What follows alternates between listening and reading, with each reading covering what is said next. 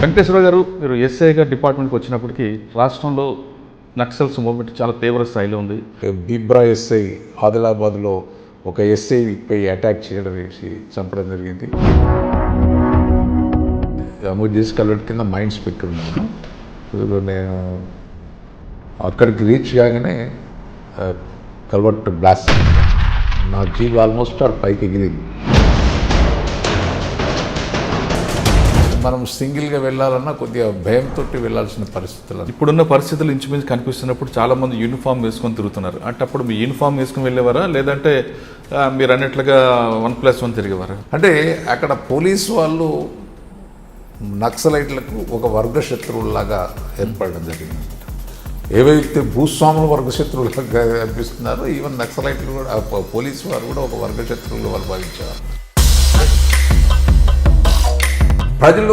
ప్రజలకు సరి అయిన విషయాలు తెలియపరచకపోతే వాళ్ళు నిజంగా పోలీసులు చెడ్డవారు, సమాజాన్ని వీళ్ళు మంచి చేయరు, ఎప్పుడు కొడతారు, తిడతారు, సరిగ్గా మాట్లాడరు, మిస్బిహేవ్ చేస్తారు అనే ఒక భావన కమిటెడ్. మీరు 2.5 సంవత్సరాల్లో మీకు బాగా గుర్తుండిపోయే ఒక ఘటన చెప్పండి. పసరాలో ప్రాజెక్ట్ నగర్ ఏరియాలో ఒక దళము మీటింగ్ పెట్టింది అనేది ఒక ఇన్ఫర్మేషన్ వస్తే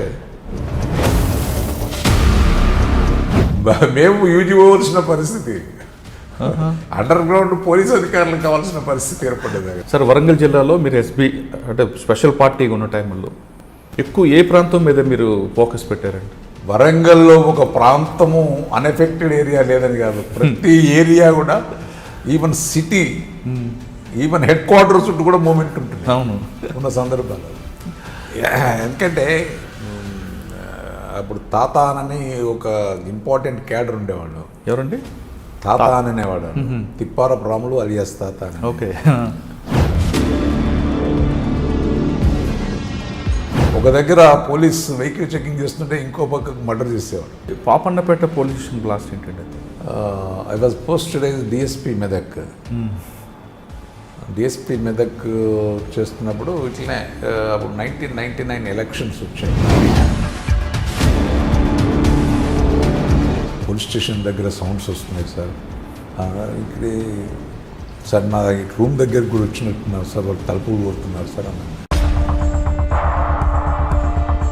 పోలీసులు ఆల్రెడీ వంతెన మీద మంటలు ఉన్నాయండి, వంతెన యువతలు మీరున్నారు, వంతెన అవతల పోలీస్ స్టేషన్. ఆ రోడ్డు మొత్తం కూడా 2-3 ప్లేసుల్లో క్లేమోర్ మైండ్స్ పెట్టినారు. అంటే పోలీస్ మూవ్మెంట్ కనుక వస్తే వాళ్ళని క్లేమోర్ మైండ్ తోటి బ్లాస్ట్ చేయాలనేది వాళ్ళ ప్లాన్. ఫస్ట్ ఏమో ఈ మంటలు, తర్వాత క్లేమోర్ మైండ్స్ పెట్టి అట్లా ఉన్నారన్నట్టు. సో మాకు దాడడానికి రీన్ఫోర్స్ చేయడానికి వీల్లేదిగా, అక్కడ ఏం జరుగుతుందో సంఘటన అనేది మనకి తెలియకుంటున్నది పరిస్థితి. ఏం చేశాడు, మేము ఆపడానికి ప్రయత్నం చేస్తుంటే సైడ్కి కొట్టి మొత్తం, అప్పుడు అంతా వర్షం పడుతుంది, బురద అన్నట్టు, బురద కొట్టి రోడ్డు దిగి మళ్ళీ ఎక్కింది. మేము ఇట్లా ఆపుతున్న సందర్భంలో బ్యాక్ నుంచి దానిలో మొత్తం దళములు ఉన్నాయి, 3 దళాలు. అంటే వాళ్ళు పారిపోతున్నారు సార్. నేను చూసేసరికి వాళ్ళు మమ్మల్ని చూసి ఇమీడియట్ ఫైర్ చేశారు. మేము ఫైర్ చేయగానే వాడు కొద్దిగా ముందుకెళ్ళి లెఫ్ట్ సైడ్ వాళ్ళు అటాక్ చేయడం, ఎందుకంటే ఆ ఏరియాలో వాళ్ళ మూమెంట్ చూపించడానికి. అదే సార్, వాటితో పాటు ఇంకొక case కనిపిస్తుంటుందండి, Shantanagar MLA case. Bhanu అనే వ్యక్తి సెల్ ఫోన్ వాడలేదు, వాళ్ళ కుటుంబ సభ్యులతో కాంటాక్ట్ లేడు, వాళ్ళ ఫ్రెండ్స్తో కూడా ఎలాంటి సంబంధం లేకుండా భానుని సిఐడిలో మీరు ఏ విధంగా ట్రాక్ చేశారు? భాను సూర్యనారాయణ రెడ్డిని చంపి పరారిలో ఉన్నాడు, దొరకకుండా తిరుగుతున్నాడు అనే దాని మీద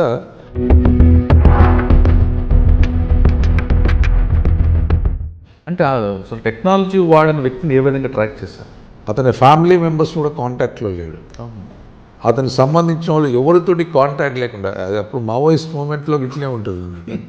మావోయిస్టులు కూడా ఒకసారి ఒక సెల్ ఫోన్ వాడిందంటే ఇంకోసారి వాడరు.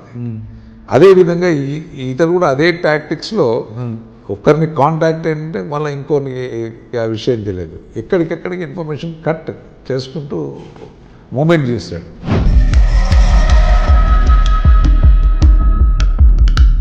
కానీ కొన్ని కేసుల్లో విట్నెస్ల్ని సంబంధాల వ్యక్తులు పెట్టడం వల్ల కూడా కేసులు పోతుంటాయి అని ఒకటి.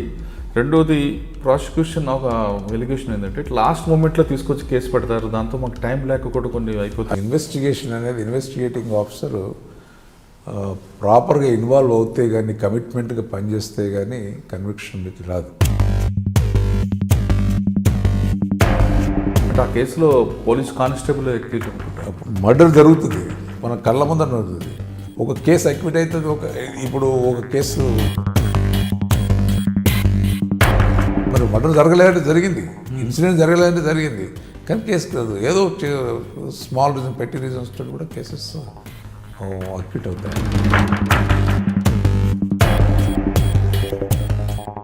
Welcome to crime diaries. Police డిపార్ట్మెంట్లో గ్రౌండ్ లెవెల్ ఆఫీసర్గా ఎంటర్ అయి ఐపీఎస్ అధికారిగా రిటైర్ అయిన ఓ వ్యక్తి ఈ వారం మన గెస్ట్. పేరు ఎర్రవెల్లి వెంకటేశ్వర గారు, retired joint CP, Cyberabad commissioner. ఉమ్మడి ఆంధ్రప్రదేశ్లో నక్సల్స్ మూవ్మెంట్ చాలా పీక్ స్టేజ్లో ఉన్నప్పుడు ఆయన డిపార్ట్మెంట్కి ఎంటర్ అయ్యారు. ఆయన ఎస్ఐ నుంచి వచ్చినప్పుడు ఆయన మీద కూడా దాడులు జరిగాయి. అంతేకాకుండా పాపన్నపేట అలాంటి పోలీస్ స్టేషన్లో దాడులను తప్పించుకున్నారు. ఒక్కొక్క దశ నుంచి వచ్చేసరికి ఎస్ఐ తర్వాత ఇన్స్పెక్టర్కి వచ్చేసరికి కూడా ఆయన మీద దాడులు జరిగాయి. తర్వాత డిఎస్పి, ఈ స్థాయి నుంచి ఆయన సిఐడికి వచ్చారు.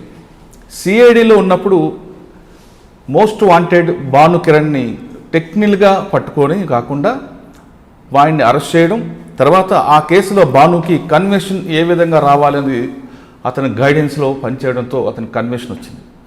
దాని తర్వాత సైబరాబాద్ జాయింట్ సిపికి వచ్చారు, మధ్యలో వెస్ట్ జోన్ డీసీపీగా కూడా పనిచేశారు. వెస్ట్ జోన్ డీసీపీగా ఉన్నప్పుడు ఇక్కడ land order problem, communal problem solve చేయడం కాకుండా జాయింట్ సిపిగా ఉన్నప్పుడు కరక్కాయ లాంటి మోసాలు, సైబరాబాద్లో సాఫ్ట్వేర్ ఉద్యోగుల పేరిట మోసం చేసిన గ్యాంగులను అరెస్ట్ చేసిన వెంకటేశ్వర గారు ఈ వారం మన గెస్ట్. ఆయన అడిగి ఒకప్పుడు పోలీసింగ్ ఏ విధంగా ఉంది, ఇప్పుడు పోలీసింగ్ ఏ విధంగా ఉంది, పోలీసుల్లో కన్వెన్షన్ రేట్ పెంచాలంటే, నిందితులకి శిక్ష పడాలంటే ఏ విధంగా గైడెన్స్ చేయాలి, ఎలాంటి ఛార్జ్ షీట్ వేయాలి, ఇన్వెస్టిగేషన్ పార్ట్ ఎలా చేయాలి, లాండ్ ఆర్డర్ ఎలా కంట్రోల్ చేయాలనే విషయాల్ని ఆయన అడిగి తెలుసుకుంది. వెంకటేశ్వర గారు నమస్తే అండి. నమస్కారం. వెంకటేశ్వర గారు, మీరు ఎస్ఐగా డిపార్ట్మెంట్కి వచ్చినప్పటికీ రాష్ట్రంలో నక్సల్స్ మూవ్మెంట్ చాలా తీవ్ర స్థాయిలో ఉంది.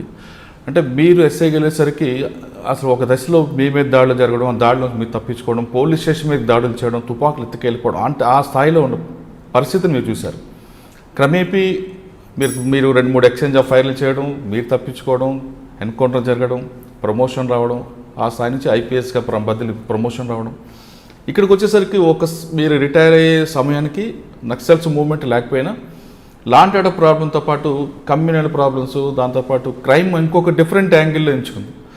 ట్రాక్ మారింది, క్రిమినల్స్ వేరే యాంగిల్లోకి వచ్చారు. అంటే సైబర్ క్రైమ్ అవ్వచ్చు, లేదంటే ఎంఎల్ఎం టైప్ ఇవన్నీ కూడా వచ్చాయి.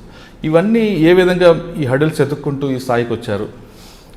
ఒక ఎస్ఐగా ఉన్నప్పుడు గ్రౌండ్ లెవెల్లో మీకు కష్టాలు నష్టాలు తెలుసు, సూపర్విజన్ ఆఫీసర్కి వచ్చేసరికి దాన్ని ఎలాగా ఆ కష్టాలు నష్టాలను అధిగమించారు? ప్రజలకి పోలీసులపై నమ్మకం ఇంకా పెరగాలంటే ఏం చేయాలి? కన్వెన్షన్ రేట్ ఎక్కువ రావాలంటే ఛార్జ్ షీట్ ఏ విధంగా వేయాలి? ఇన్వెస్టిగేషన్ పార్ట్ ఎలా చేయాలనేది ఈ ప్రశ్నకి జవాబు చెప్పే ముందు ఒకసారి వెంకటేశ్వర గారు పోలీసు యూనిఫామ్ ఎందుకు వేయాల్సి వచ్చింది చెప్పండి. బేసికల్గా నేను 1985 సంవత్సరంలో అంటే గ్రూప్ 2A సర్వీసెస్లో సబ్ ఇన్స్పెక్టర్ కూడా ఒక పోస్ట్ ఉండే. గ్రూప్ 2A సర్వీసెస్ రాయడం జరిగింది. అందులో నాకు గ్రూప్ 2లో సబ్ ఇన్స్పెక్టర్ ఉద్యోగం రావడం జరిగింది అన్నట్టు. తర్వాత అది ఆ సందర్భం ఏంటంటే అప్పుడు 1985, 86, 87 పీక్ మావోయిస్ట్ మూమెంట్ సమయం. అంటే మీకు రాష్ట్రంలో అప్పుడు ఉమ్మడి రాష్ట్రంలో ప్రత్యేకంగా నార్త్ తెలంగాణ ప్రాంతంలో పోలీస్ స్టేషన్ల మీద దాడులు జరగడము, సబ్ ఇన్స్పెక్టర్పై అటాక్లు చేయడం అనే అప్పుడు సందర్భాలు ఉండేవి. అయినా అంటే చాలామంది మేము ఉద్యోగానికి వచ్చే ముందు చాలామంది అనేవారు అన్నట్టు, పోలీస్ డిపార్ట్మెంట్కి ఎంత వెళ్తున్నారు ఇప్పుడు, మరి ఈ పరిస్థితులు చూస్తుంటే అప్పుడే బీబ్రా ఎస్ఐ ఆదిలాబాద్లో ఒక ఎస్ఐపై అటాక్ చేయడం వేసి చంపడం జరిగింది. అదేవిధంగా యాదగిరి రెడ్డి అని వరంగల్ రైల్వే స్టేషన్లో కూడా అటాక్ చేయడం అనేది జరిగింది అన్నట్టు. అది చూసిన తర్వాత మన బంధువుల్లో కానీ చాలామంది తెలిసిన వాళ్ళలో కానీ ఒక విధమైన ఎందుకు అనవసరంగా మీరు పోలీస్ డిపార్ట్మెంట్లో జాయిన్ అవుతున్నారనేది కూడా ఒక సంశయం వ్యక్తం చేయడం జరిగింది అన్నట్టు. అప్పుడు చెప్పాను, అంటే మనకు ఒక ఉద్యోగం ఒకటే కాదు, ప్రజలకు ఏదో విధంగా మనము అంటే ఒక విధమైన ఈ శాంతి భద్రతల సమస్య నుంచి బయటకు రావాలి అంటే మనటువంటి యువకులు ముందుకు వస్తేనే కానీ ఈ నక్సలైట్ల యొక్క అరాచకాలను మనము అడ్డుకోగలిగితే కానీ ఇక్కడ ప్రజలకు ఒక విధమైన శాంతి అనేది వస్తుందనేది అనుకోవడం జరిగిందన్నట్టు. సో ఈవెన్ కుటుంబ సభ్యుల యొక్క వ్యతిరేకత ఉన్నా కానీ మరి నేను అప్పటికే యూనివర్సిటీలో ఉస్మానియా యూనివర్సిటీలో పోస్ట్ గ్రాడ్యుయేషన్ చేస్తున్న సందర్భంలో ఉద్యోగం ఒకటే కాదు, మనం ఏదో సేవ చేయాలనే ఒక ఉద్దేశంతో నేను డిపార్ట్మెంట్లో ఎంటర్ అయ్యాను. సార్ మీ ఫస్ట్ పోస్టింగ్ ఎక్కడండి? వరంగల్ జిల్లాలో. అంటే Warangal was infested, highly infested at the time. మీరు చెప్పాను, నార్త్ తెలంగాణ ప్రాంతంలో ప్రత్యేకంగా వరంగల్కు మీరు తెలుసు నక్సలైట్లకు ఒక హబ్ లాంటిది యూనివర్సిటీ. అక్కడ ఈవెన్ వరంగల్లో కూడా టౌన్లో కూడా విచ్చలవిడిగా తిరిగే సందర్భాలు అన్నట్టు. అంటే వాళ్ళు మూమెంట్ అనేది ఆ విధంగా అంటే ప్రజలలో అంటే ముఖ్యంగా వాళ్ళ ప్రజా సమస్యలను కొద్దిగా ఐడెంటిఫై చేసి ప్రజలకు మేము సేవ చేస్తున్న ఒక విధంగా మభ్యపెట్టి ప్రజలను వాళ్ళ వైపు తిప్పుకోవడానికి ప్రయత్నాలు చేస్తున్న సందర్భాలు అన్నట్టు. అంటే ప్రభుత్వంపై ఒక బురద జల్లి ప్రభుత్వాలు ఏం చేయడం లేదు మీ గురించి, మేము మీకే చేయగలము అనే ఒక విధమైన ఒక భ్రమను ప్రజలకు కల్పించి వాళ్ళు ఆకట్టుకోవడానికి ప్రయత్నం చేసి వాళ్ళ వైపు తిప్పుకోవడానికి ప్రయత్నం చేస్తున్న సందర్భాలు అన్నట్టు.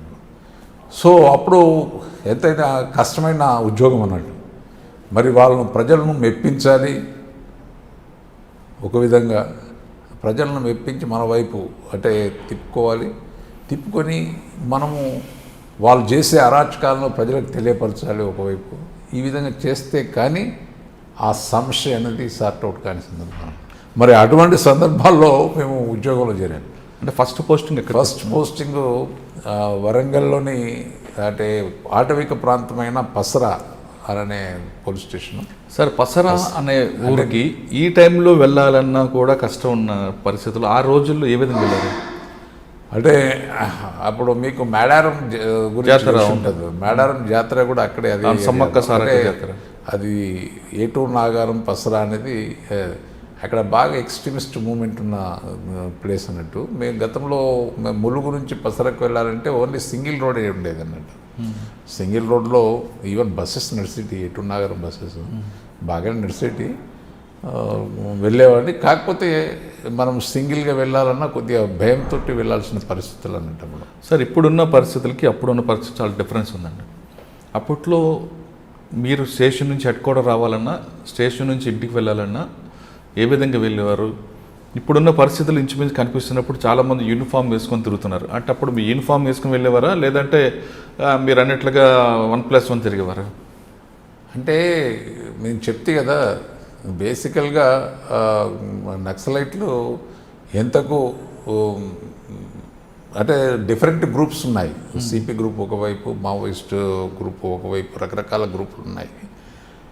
వాళ్ళు అసలు ప్రజలను వాళ్ళు ఆకట్టుకోవడానికి ప్రజా సమస్యలను వాళ్ళు ముందుకు తీసుకొచ్చి ప్రభుత్వాలు ఏం చేయడం లేదు, మీరంతా మా వైపు ఉంటే మనమంతా ఫైట్ చేస్తే మనం సాధించుకోవడానికి అవకాశం ఉంటుందని ఒక భ్రమ కలిగించి వాళ్ళు ఆకట్టుకోవడానికి చేస్తున్న సందర్భాలు అన్నట్టు. మన ప్రతి ఇన్ఫర్మేషన్ కూడా వాళ్ళకు చేరవేసేవాళ్ళు, మన మూమెంట్ని కూడా. అటువంటి సందర్భంలో మనం వెపన్స్తో పాటు వెళ్తున్న యూనిఫామ్లో వెళ్ళడం కానీ వెపన్స్ అంటే అక్కడ పోలీసు వాళ్ళు నక్సలైట్లకు ఒక వర్గశత్రువులాగా ఏర్పడడం జరిగిందన్నట్టు. ఏవైతే భూస్వాములు వర్గశత్రువులుగా అనిపిస్తున్నారో ఈవెన్ నక్సలైట్లు కూడా పోలీసు వారు కూడా ఒక వర్గశత్రువులుగా వాళ్ళు భావించేవాళ్ళు. అంటే భావించి మన దగ్గర వెపన్స్ ఉంటే వెపన్స్ స్నాచ్ చేయడానికి ప్రయత్నం చేస్తారు. అంటే మన మూమెంట్ను ఎప్పటికప్పుడు వాళ్ళు వాచ్ చేస్తూ వాళ్ళు మాపై అటాక్ చేయడానికి వస్తున్నారనేది దానిలో కౌంటర్ గెరిల్లా వార్ మీకు తెలుసు కదా. గెరిల్లా వార్లో ఎట్లాంటే అదను చూసి అటాక్ చేయడం అన్నట్టు. అంటే వెపన్స్ గురించి అటాక్ చేయడం కానీ, లేకపోతే వీళ్ళని ఒక భయభ్రాంతులు కల్పించి ప్రజల యొక్క అట్రాక్షన్ వాళ్ళ వైపు తిప్పుకోవడానికి అటువంటి సందర్భాలు అన్నట్టు. సో అప్పుడు మరి మా మూమెంట్ కూడా కొన్ని కష్టమైన మూమెంటే. మాకప్పుడు అప్పుడు ఏపీఎస్పి కానీ సిఆర్పిఎఫ్ అంటే భద్రతా దళాలు వచ్చేవి. వాటిని తీసుకొని మేము మూమెంట్ నడుచుకుంటూ వెళ్ళేవారు అన్నట్టు. అంటే మీరు ఆఫీస్ నుంచి హెడ్ క్వార్టర్ రావడం కానీ బయటకు వెళ్తున్నప్పుడు ఎలాంటి ప్రికాషన్ తీసుకుని వెళ్ళేవారండి? మీకు ఎక్స్ట్రీమిస్ట్ ఏరియాల్లో ప్రతి పోలీస్ అధికారికి మినిమం 2-3 గన్మెన్లు ఉండేవారు. అంతేకాకుండా మనము ఊరికే తిరిగే వాళ్ళం కాదు. మన మూమెంట్ అనేది ఊరికి కనుక తిరిగితే ముఖ్యంగా మనం టార్గెట్ కాకుండా కూడా మన దగ్గర ఉన్న వెపన్స్ స్నాచ్ చేయడానికి వాళ్ళు ప్రయత్నం చేస్తారన్నట్టు. సో ఆ సందర్భంలో డెఫినెట్గా మనము సరి అయిన భద్రత అంటే ప్రికాషన్ తీసుకుని స్టెప్స్ తీసుకున్న తర్వాత కానీ మనము ముందుకు వెళ్ళాల్సిన అవసరం. ఓకే. కానీ ఆ టైంలో మీ ప్రైవేట్ లైఫ్ ఏ విధంగా ఉంటుందంటే? అంటే ప్రైవేట్ లైఫ్ ఇబ్బంది. మీకు పసరా అనేది ఒక కుగ్రామం, అంటే బేసికల్గా ఒక రోడ్ మీదనే ఉంటుంది, కానీ అది స్మాల్ విలేజ్. మరి అక్కడ ఫ్యామిలీ పెట్టాడు. రీసెంట్గా నాకు అప్పుడు 86లో మ్యారేజ్ అయింది. అప్పుడే మరి అక్కడ ఇల్లు ఈవెన్ పోలీస్ అంటే ఒక విధమైన అంటే గతంలోనే అంతకుముందే నాకన్నా నేను వెళ్లే ముందే పసరా పోలీస్ స్టేషన్పై విలేజర్స్ అటాక్ చేస్తున్నారంటే, అంటే పోలీసుపై మంచి అభిప్రాయం లేని ప్రాంతం అన్నట్టు. అక్కడ ఈవెన్ మాకు ఇల్లు ఇవ్వాలన్నా కూడా ఇవ్వలేని పరిస్థితి. ఈవెన్ పోలీస్ స్టేషనే ఒక గుడిసె. మీకు ఈవెన్ అక్కడ మనకు ఉండడానికి కూడా ప్లేస్ లేదు. ఈవెన్ ఎవరు కూడా ఇవ్వని పరిస్థితి అన్నట్టు. అక్కడ మన మంచితనంలో నిరూపించుకుంటే కానీ ప్రజలు మనకు సహకరించే పరిస్థితి అన్నట్టు. మరి అటువంటి సందర్భంలో ఒకటి గోపాలరావు గారని ఒక కమ్మ వారికి అంటే మన గురించి మన ఫ్యామిలీ గురించి కొద్దిగా తిరిగిన తర్వాత వాళ్ళు అప్పుడు మనకు ఇల్లు ఇచ్చారన్నట్టు. అంటే మనది మనం చెప్పుకునే పరిస్థితి ఉండే అన్నట్టు. మరి అటువంటి అది కూడా ఒక ఇల్లు, చిన్న ఇల్లు, ఒక గుడిసెలాంటి ప్రదేశం అన్నట్టు. అంటే పోలీస్ అంటే అక్కడ మంచి అభిప్రాయం లేదు అక్కడ. అంటే పర్టికులర్గా 1980 పసరా ఆ ప్రాంతాల్లో పోలీస్ అంటే మంచి పేరు లేదు అక్కడ. అది చెప్తున్నా కదా, ప్రతి సమస్య అంటే మనం పోలీస్ చేసే ప్రతి ఇష్యూ కూడా ఒక ఇష్యూగా క్రియేట్ చేసి పోలీసును బ్లేమ్ చేయడానికి చేసే పరిస్థితి అన్నట్టు. మావోయిస్టులు కానీ నక్సలైట్లు కానీ ప్రజలకు సరి అయిన విషయాలు తెలియపరచకపోతే వాళ్ళు నిజంగా పోలీసులు చెడ్డవారు, సమాజాన్ని వీళ్ళు మంచి చేయరు, ఎప్పుడు కొడతారు, తిడతారు, సరిగ్గా మాట్లాడరు, మిస్బిహేవ్ చేస్తారు అనే ఒక భావన. అంటే మీరు జనరల్ కూడా గ్రహించుంటారు కదా, ప్రజలు ఎందుకు మనతో సరిగ్గా ఉండరంటే మనం మాట్లాడే విధానం కానీ మన ప్రవర్తన కానీ సరిగ్గా లేకపోవడం మూలాన్నే ప్రజలు మనను ఒక సంఘం నుంచి అంటే దూరంగా పెట్టే పరిస్థితి వచ్చిందన్నట్టు. మన ప్రవర్తనలో కానీ మనం మాట్లాడే విధానంలో కానీ మనము వాళ్ళకి ఇచ్చే రెస్పెక్ట్ కానీ దాన్ని గ్రహించిన తర్వాత ఆటోమేటిక్గా మనపై గౌరవం అనేది పెరుగుతుంది. తద్వారా మనకు సహకరించడానికి ముందుకు వస్తారు. సార్, పసరాలో మీరు ఎంతకాలం పనిచేశారు? ఉన్న టైంలో నక్సల్స్ మూవ్మెంట్ని ఏ విధంగా మీరు నేను పసరాలో 2 ఇయర్స్, దాదాపు 2 ఇయర్స్కి ఎక్కువ పనిచేశాను. ఇనిషియల్ సర్వీస్ అక్కడ రెగ్యులర్గా అక్కడ ఇంకా వేరే రెగ్యులర్ పోలీసింగ్ ఏం లేదు. కోంబింగ్ చేయడం తుపాకులు పట్టుకొని ఫారెస్ట్లో మూమెంట్ కావడం అంతే. ఎక్కడెక్కడ మూమెంట్ మేము డేస్ టుగెదర్. అప్పుడున్న మా ఎస్పీలు కూడా మాతో పాటు వచ్చేవారు. ఎవరండి?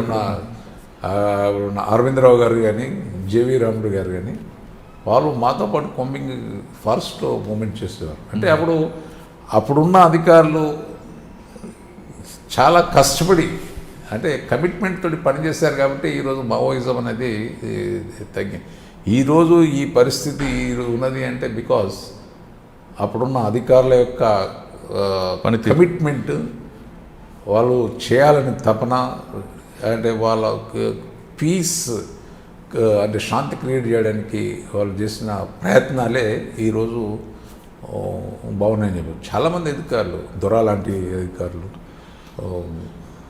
కమిటెడ్. మీరు 2.5 సంవత్సరాల్లో మీకు బాగా గుర్తుండిపోయే ఒక ఘటన చెప్పండి. అంటే పోలీస్ స్టేషన్ మీద అటాక్ అని అవ్వచ్చు, లేదా మీకు వాళ్ళకి జరిగిన ఎక్స్చేంజ్ ఆఫ్ ఫైర్గా?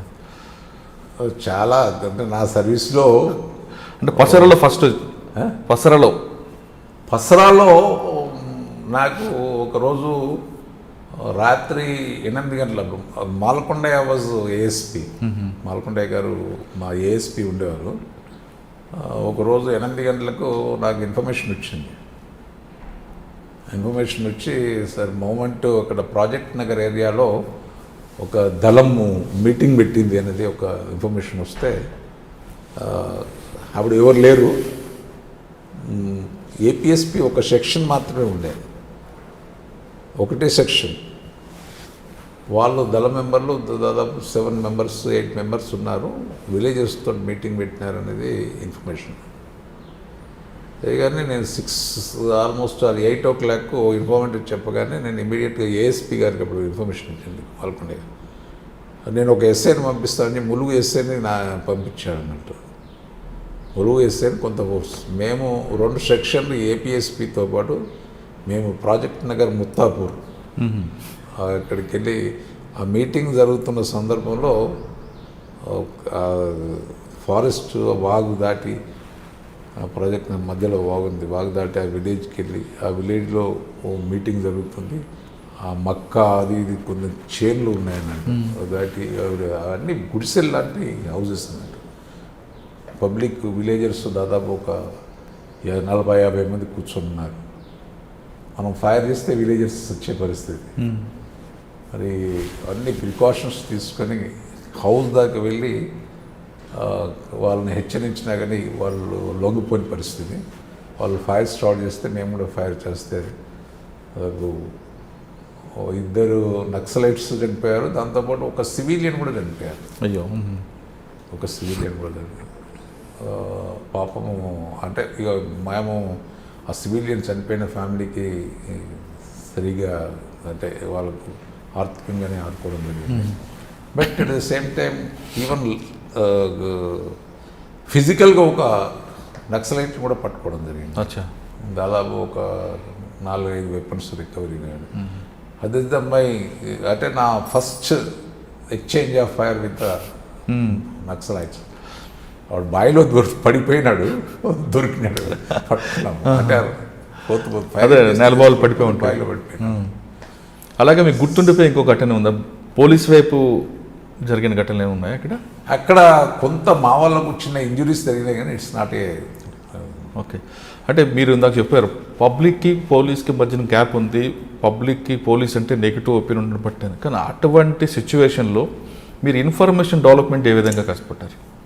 అదే కష్టతరం క్లిష్టమైన పని అన్నట్టు. అంటే చాలామంది పోలీస్ స్టేషన్కు మనకు వస్తున్న సందర్భంలో వాళ్ళతో మాట్లాడే విధానం అనుకోండి, వాళ్ళకి ఇచ్చే రెస్పెక్ట్ అనుకోండి, వాళ్ళకు మనము ఒక కాన్ఫిడెన్స్ క్రియేట్ చేయాలి. నేను ఏదైనా ఇన్ఫర్మేషన్ ఇచ్చే నేను సేఫ్టీగా ఉంటాను అనేది ఒక భావన వాళ్ళకి కలగాలి. అప్పుడే మనకు ఇన్ఫర్మేషన్ ఇవ్వడానికి వరకు ముందుకు వస్తారు. ఒకటి అండ్ అంతేకాకుండా వాళ్ళకు చిన్న సమస్యలతో పోలీస్ స్టేషన్కి వస్తారు. చిన్న వాళ్ళ కుటుంబ సమస్యలు అనుకోండి, లేకపోతే ఆర్థిక సమస్యలు అనుకోండి, రకరకాల సమస్యలతో వస్తారు. మరి అటువంటి సందర్భంలో వాళ్ళతోటి మనము మన బిహేవియర్, మన ప్రవర్తనను బట్టి వాళ్ళు మనకు సహకరించడానికి ముందుకు వస్తారు. చిన్న సమస్యలతో వచ్చినప్పుడు వాళ్ళు సార్ట్ అవుట్ చేయడం కానీ, అంటే వాళ్ళ అభిమానం మనం చూరగొనాలి. అప్పుడే డెఫినెట్ దాంతోపాటు ఏమైనా కొద్ది ఆర్థిక సహాయం చేస్తూ ఉండాలి. అప్పుడు డెఫినెట్గా వాళ్ళు ముందుకు వచ్చి మనకు ఇన్ఫర్మేషన్ ఇవ్వడానికి. అటువంటి అంటే చాలామంది అధికారులు అంటే ఇప్పుడున్న అంటే ఆల్మోస్ట్ ఆల్ రిటైర్డ్ అయిపోయిన అధికారులు అనుకోండి, వాళ్ళందరూ కూడా అంటే ఎవరు ఇన్ఫర్మేషన్ అంటే ఇన్ఫార్మెంట్ సిస్టమ్ని బాగా ప్రాపర్గా కల్టివేట్ చేసేవారు. చేసి ఆర్థికంగా సహాయం చేయడం కానీ, లేకపోతే వాళ్ళకున్న చిన్న సమస్యలు సార్ట్ అవుట్ చేయడం కానీ, లేకపోతే వాళ్ళకు కాన్ఫిడెన్స్ క్రియేట్ చేయడం కానీ, లేకపోతే వాళ్ళకు ఉద్యోగం ఇప్పిస్తానని భరోసా ఇవ్వడం కానీ, ఇవన్నీ కూడా మనం చేస్తున్న సందర్భంలో మాకు ఇన్ఫర్మేషన్ వచ్చేది. అంటే జనరల్ పబ్లిక్లో పోయి నాకు ఇన్ఫర్మేషన్ కావాలంటే ఎవరు వాళ్ళకు నమ్మకం కలగాలి మన మీద. ఎప్పుడైతే నమ్మకం కలుగుతుందో అప్పుడే మనకి ఇన్ఫర్మేషన్ ఇవ్వడానికి నేను పోలీసుని నాకు ఇన్ఫర్మేషన్ ఇవ్వండి ఎవరు ఇన్ఫర్మేషన్ కొంటే వచ్చేది కాదు. వాడికి బిల్డింగ్గా రావాలి. అధికారం మీద అభిమానం, అధికారి యొక్క ప్రవర్తన మీద వాళ్ళకు నమ్మకం, అంటే వాళ్ళు నాకు నమ్మకాన్ని క్రియేట్ చేయాలి.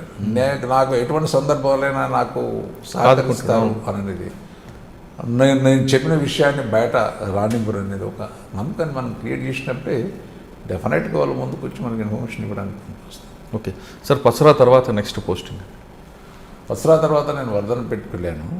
వర్ధనపేటలో అంటే అదొక డిఫరెంట్ అట్మాస్ఫియర్.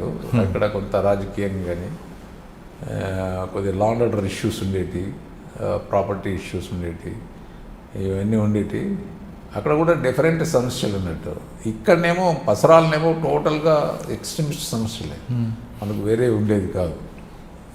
అక్కడ వర్ధన్నపేటలో డిఫరెంట్ గ్రూపులు, అంటే పార్టీ తగాదాలు అనుకోండి, లేకపోతే స్థానికమైన సమస్యలు అనుకోండి, ఇవన్నిటినీ మనము అంటే బేసికల్గా ఏంటంటే పోలీస్ స్టేషన్కి వచ్చిన వారితో మన బిహేవియర్ను బట్టే మనకు అక్కడ రెస్పెక్ట్ దొరుకుతుంది. నార్మల్గా ఏదైనా సమస్య వచ్చినప్పుడు మనం ప్రాపర్గా డీల్ చేసే ముందు అంటే ఎదురుంగే అతను మనకు ఎప్పుడు వింటాడో మన మీద నమ్మకం కలగాలి అన్నట్టు.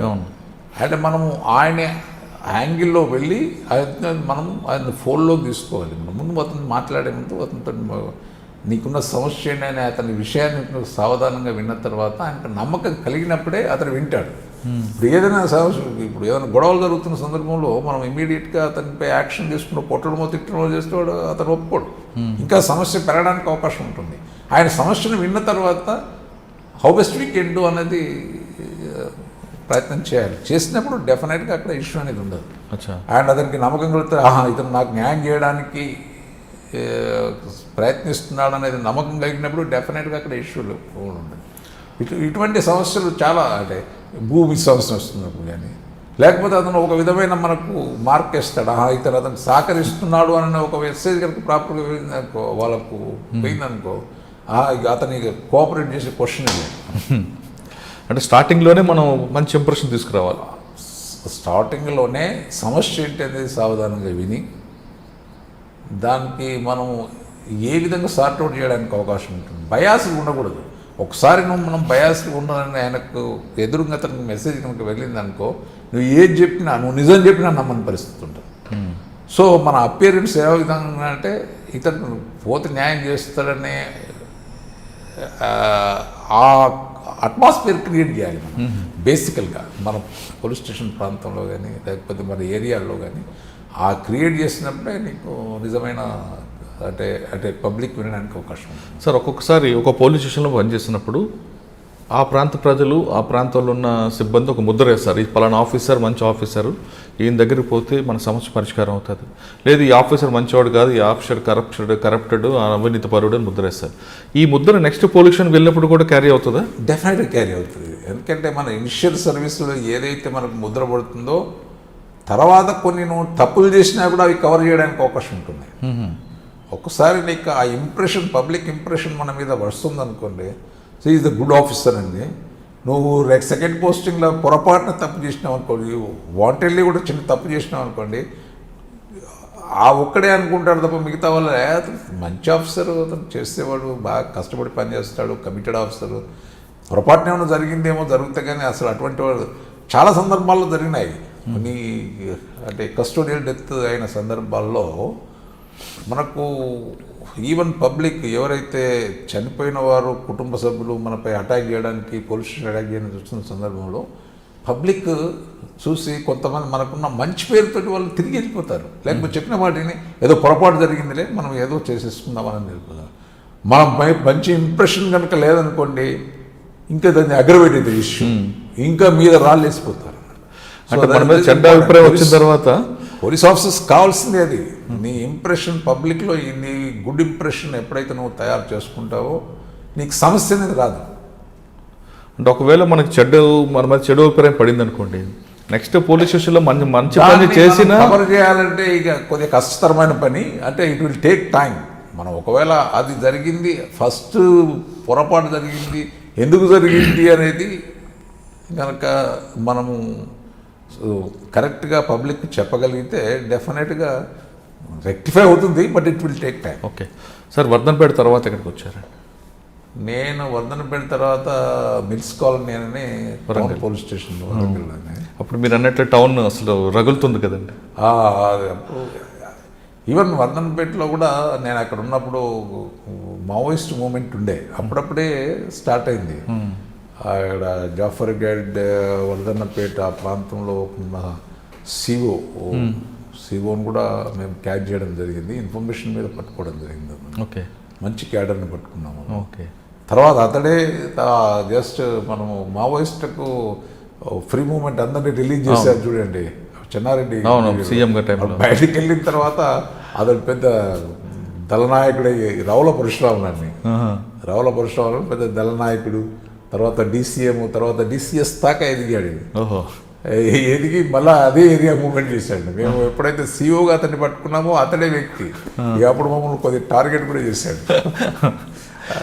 ఓకే, జాఫర్ గడ్ ఒకసారి వరంగల్ టౌన్ దగ్గరకు వచ్చారు. వరంగల్లో అప్పుడే అంటే ఐ థింక్ 1991 ప్రాంతంలో మావోయిస్ట్ మీద కొద్దిగా లిబరల్గా ఇవ్వడం జరిగింది గవర్నమెంట్. దాంతో తుపాకులతోటి రోడ్ల మీద తిరుగుతున్న సందర్భం వరంగల్లో మీకు పెద్ద సభ కూడా పెట్టారు మావోయిస్టులు. ఓకే, దానికి పక్కనే నా పోలీస్ స్టేషన్. వాళ్ళు ప్రొసెషన్ పోతూ తుపాకులు చూపించుకుంటా ప్రొసెషన్ అయిన సందర్భాలు అసలు మేము యూజ్ పోవలసిన పరిస్థితి, అండర్ గ్రౌండ్ పోలీస్ అధికారులకు కావాల్సిన పరిస్థితి ఏర్పడ్డది అక్కడ.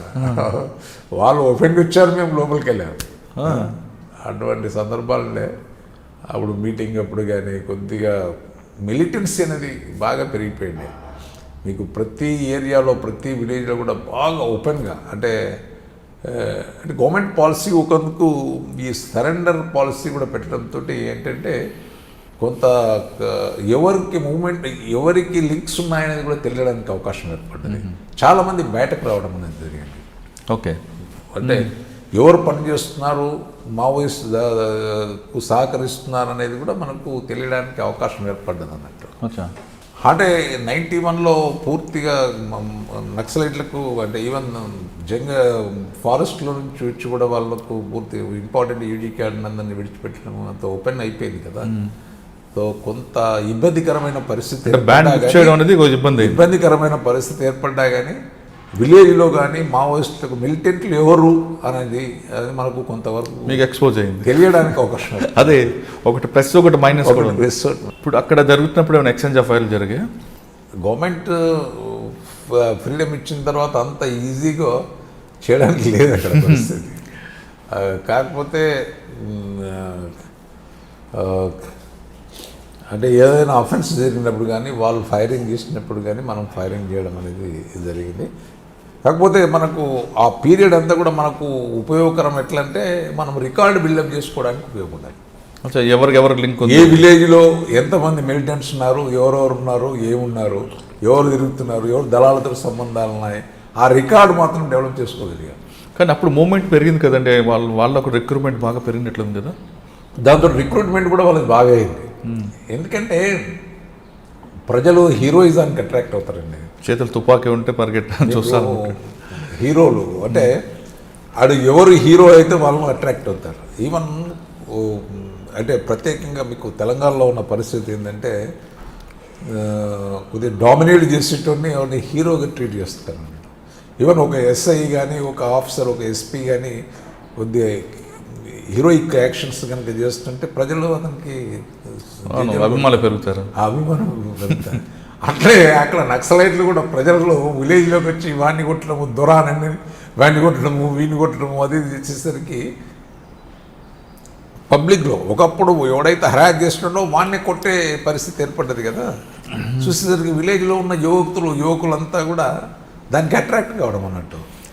ఇక్కడ వస్తే మనం వీళ్ళని కూడా కొట్టడానికి అవకాశం ఉంటుందా అంటే మావో ఏం చెప్పినాడు అనేది కాదు అక్కడ ఇష్యూ. అంటే ఐడియాలజీతో వచ్చిన వాళ్ళు తక్కువ, ఐడియాలజీకి వచ్చిన వాళ్ళు కాదు. రిఫర్ బ్యాచ్ కూడా అంతా కూడా అట్రాక్ట్ అయినారు అన్నట్టు. అదే అట్రాక్ట్ అయ్యి అబ్బాయి ఇది బాగుంది అని చెప్పి మళ్ళీ అక్కడికి రాగానే దళాలు విలేజ్లోకి రాగానే అందరూ అన్నా అని వాళ్ళు వెల్కమ్ చెప్పడము, వాళ్ళకి ఫుడ్ అరేంజ్ చేయడము, వాళ్ళకి డబ్బులు ఇవ్వడము, వాళ్ళ పాటలకు అట్రాక్ట్ కావడం, ఇవన్నీ దీంతో ఏంటంటే చాలామంది దళాలతో కాంటాక్ట్స్ ఏర్పరచుకొని రిక్రూట్మెంట్ కూడా వాళ్ళకి బాగా అయింది, దళాలు కూడా బాగా ఏర్పడ్డాయి. And even village level committees కూడా ఏర్పడ్డాయి. ప్రతిదీ కూడా విలేజ్ లెవెల్లో కానీ ఈవెన్ ఒక area level meeting, area committee members, ఈ విధంగా ఏర్పడ్డది జరిగింది. సార్ అక్కడి నుంచి నెక్స్ట్ ఎక్కడ పోస్టింగ్ అండి? వరంగల్ టౌన్. నేను వరంగల్లోనే డాక్టర్ డిటి నాయక్ గారు ఉండేది, ఈ వాజ్ మై ఎస్పీ. వారి దగ్గర స్పెషల్ డ్యూటీలో కొంతకాలం పనిచేస్తాను. స్పెషల్ డ్యూటీలో మీరు చేసిన వర్క్ ఒకసారి చెప్పండి. స్పెషల్ డ్యూటీ అంటే అక్కడే యాక్సిలరీ ప్రమోషన్, ఎక్కడ మూమెంట్ ఉంటే అక్కడ వెళ్ళాల్సిన పరిస్థితి. నేను ఒక స్పెషల్ టీమ్గా అంటే డిటి నాయక్ గారి దగ్గర పనిచేస్తాను. చాలా పని చేస్తాము, కొన్ని విషయాలు చెప్పేటి విషయాలు చెప్పాను. సార్ ఇబ్బందికరమైన విషయాల్లో వద్దులేండి కానీ సార్, డిటి నగర్ టైంలో స్పెషల్ టీంలు ఉన్నప్పుడు మీరు ఎన్ని ఎక్స్చేంజ్ ఆఫ్ ఫైర్లు చేస్తుంటారా, లేదంటే ఎన్కౌంటర్లు ఎన్ని? దానికి లెక్క అనేది ఉండదండి. అది ఒకటి నేను క్లెయిమ్ చేసుకోవడం, వీళ్ళు క్లెయిమ్ సార్ మన ఇంకో టీం క్లెయిమ్ చేసుకోవడం అనేది ఉండదు అక్కడ. మావోయిజాన్ని కర్బ్ చేయడానికి డిటి నాయక్ గారు బాగా కంట్రిబ్యూషన్ ఉందండి. కాంట్రిబ్యూషన్ ఉన్నది అక్కడ, చాలా కాంట్రిబ్యూషన్ ఉన్నది. అంటే ప్రాణాలకు తెగించి కూడా పనిచేసిన సందర్భాలు. సార్ వరంగల్ జిల్లాలో మీరు ఎస్బీ అంటే స్పెషల్ పార్టీగా ఉన్న టైంలో ఎక్కువ ఏ ప్రాంతం మీద మీరు ఫోకస్ పెట్టారండి జిల్లాలో మొత్తం మీద? బేసికల్గా వరంగల్, ఈవెన్ వరంగల్ టౌన్ అనుకోండి, వరంగల్ రూరల్, వరంగల్లో ఒక ప్రాంతము అన్ఎఫెక్టెడ్ ఏరియా లేదని కాదు, ప్రతి ఏరియా కూడా, even city, even head quarters కూడా మూమెంట్ ఉంటుంది అవును ఉన్న సందర్భాలు. ఎందుకంటే అప్పుడు తాతానని ఒక ఇంపార్టెంట్ క్యాడర్ ఉండేవాడు. ఎవరండి? తాతాన్ అనేవాడు, తిప్పారపు రాములు అలియాస్ తాతాన్. ఓకే. అది moment Kazipet native, but even city surroundings తిరుగుతూ ఉండేవాడు. మేము ఇక్కడ అప్పుడున్న సందర్భం అంటే మూమెంట్ గురించి చెప్తున్నారు. ఒక దగ్గర పోలీస్ వెహికల్ చెకింగ్ చేస్తుంటే ఇంకో పక్కకు మర్డర్ చేసేవాడు, ఓపెన్గా ఫైర్ చేసిన సందర్భాలు ఉన్నాయి. ఈవెన్ పోలీస్ వరంగల్ టౌన్ నుంచి అటాక్ చేసి స్నాచ్ చేసుకెళ్ళిన సందర్భాలు ఉన్నాయి. చాలా సంఘటనలు అన్నట్టు వరంగల్ టౌన్లో. దానికి అంటే మేము డిస్ట్రిక్ట్ ఎస్పీ స్పెషల్ పార్టీ కాబట్టి ఎక్కడుంటే అక్కడ వెళ్ళాల్సిన పరిస్థితి, ఇక్కడ అక్కడ అనేది ఏమి ఉండదు. అంటే టౌన్తో పాటు మొత్తం జిల్లా, టౌను రూరల్, ఎక్కడ ఈవెన్ దళ మూమెంట్ వస్తే అక్కడికి వెళ్ళాలి. ఎక్కడ మావోయిస్ట్ మూమెంట్ ఉంటే అక్కడికి వెళ్ళాలి. అక్కడ ఎన్ని ఉంటాయండి ఎక్స్చేంజ్ ఆఫ్ ఫైర్లు? దానికి లెక్క అనేది కౌంట్ లేదు, కౌంట్ అనేది ఉండదు. ఓకే, తర్వాత ఎక్కడికి వచ్చారండి? నేను I was elevated as a inspector, circle ఇన్స్పెక్టర్గా. అప్పుడు మడికొండ అంటే గన్పూర్ పోలీస్ స్టేషన్, గన్పూర్ సర్కిల్కి వెళ్ళేవాడు. యాక్సిలరీ ప్రమోషన్ వచ్చి మీరు? Auxiliary promotion okay, but regular ప్రమోషనే కానీ ఎర్లీ వచ్చింది నాకు. అప్పుడు జస్ట్ 6 yearsకే నేను ఎస్ఐ టు సిఐ. ఓకే. అంటే అక్కడున్న రేంజ్లో ఉన్న పరిస్థితుల దృష్ట్యా చాలామంది ఇన్స్పెక్టర్లు కొంతమంది చేయకుండా లూప్ లైన్కి వెళ్ళిపోయేవారు. ఏర్పడే పరిస్థితి, అక్కడ ఉన్నోట్ చేయాలి, సో అట్లా మాకు అందరూ చాలామంది లూప్ లైన్కి వెళ్ళిపోయారు కాబట్టి మమ్మల్ని ఎలివేట్ చేయాల్సి వచ్చింది. అంటే ఇప్పుడు వరంగల్ పరిస్థితి ఆ విధంగా ఉంటుందండి. అప్పుడు వరంగల్లో గుర్తుంది, దినదిన గండం దీర్ఘాశ్మావ టైప్ ఉండేది అక్కడ. ఈవెన్ మనము వెళ్తున్నప్పుడు కూడా మన మీద ఎప్పుడు అటాక్ అవుతుందో తెలియని పరిస్థితి. అక్కడ ఉన్న ఎంజిఎం మార్చరీలో రెగ్యులర్గా అంటే ప్రతిరోజు మినిమం 2-3 ఎక్స్ట్రీమిస్ట్ మర్డర్స్ ఉండేవి మినిమం. అంటే ఎంజిఎం మార్చరీలో పోస్ట్ మార్టంకి వచ్చేవారు అక్కడికి చాలామంది మేము వెళ్తుండే వాళ్ళం అన్నట్టు. అంటే మీకు జిల్లాలో ఎక్కడైనా మర్డర్ అయితే ఇక్కడ పిఎంకి రావాలి, పిఎంఈకి వచ్చేవాళ్ళన్నమాట. సో మినిమం 3-4 ఇన్సిడెంట్స్ ఉండేవి. బ్లాస్టింగ్స్ అనుకోండి, ఇది అనుకోండి, అది అనుకోండి, రకరకాలుగా. ఓకే, తర్వాత ఎక్కడికి వచ్చారండి? నేను గన్పూర్లో ఉన్నప్పుడు కొన్ని ఇంపార్టెంట్ ఎక్స్చేంజ్ ఆఫ్ ఫైర్స్ చెప్పండి. మీదికొండ ఎన్కౌంటర్ అనుకోండి.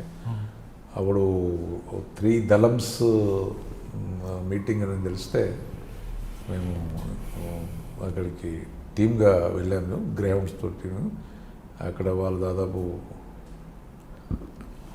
30-40 మంది ఉండేవారు. సో అది ఆ ఎక్స్చేంజ్ ఆఫ్ ఫైర్ అంటే దాదాపు 1-2 అవర్స్ కూడా జరిగింది. అది చాలామంది దళ సభ్యులకు ఇంజురీస్ అయినారు, కొన్ని ఇంపార్టెంట్ వెపన్స్ కూడా సీజ్ చేయడం జరిగింది.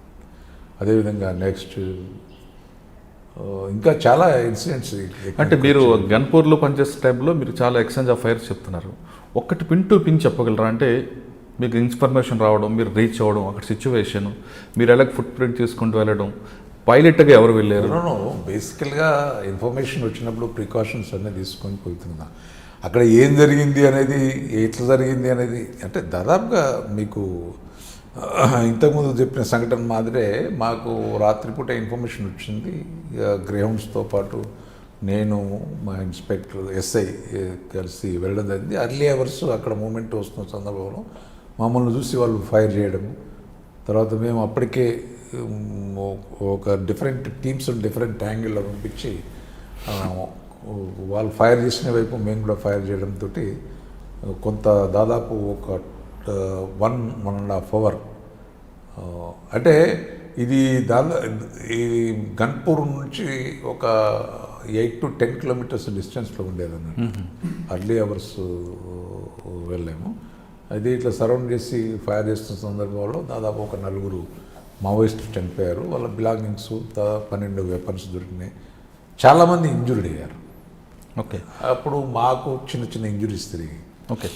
అంటే మీరు ఎక్స్చేంజ్ ఆఫ్ ఫైర్లు నైట్ టైం కాకుండా డే టైం చేసినవి ఏమైనా ఉన్నాయా? నైట్ టు డే అనేది కాదు, ఇక వాళ్ళ మూమెంట్ మనకి ఇన్ఫర్మేషన్ వచ్చిన దాని మాదిరి. ఓకే సార్, ఆ టైంలో మీరు చేసిన సరెండర్లు ఎన్ని ఉంటాయి? ఆ ఇన్సిడెంట్ తర్వాత దాదాపు 8 నుంచి 10 మంది దళ సభ్యులు విత్ వెపన్స్ కూడా లొంగిపోయారు. ఓకే సార్, గన్పూర్ తర్వాత ఎక్కడికి వచ్చారు? గన్పూర్ తర్వాత నేను మామనూరులో ఇన్స్పెక్టర్గా వెళ్ళాను. అంటే ఎక్కువ అక్కడే చుట్టూ. అవును. మామనూరులో చేస్తున్న సందర్భంలోనే నాపై అటాక్ చేయడం జరిగింది. ఓకే. ఒకరోజు నాకు ఐ థింక్ ఇయర్ 1997లో నేను పోలీస్ స్టేషన్ వస్తున్న సందర్భంలో అక్కడ రంగశాయపేట ఉన్నది, అక్కడ పెట్రోల్ బంక్ ఉన్నది. అరౌండ్ 6 o'clock ఒక కల్వర్ట్ కింద వాళ్ళు అంబుజ్ చేసి కల్వర్ట్ కింద మైండ్స్ పెట్టి ఉన్నాను.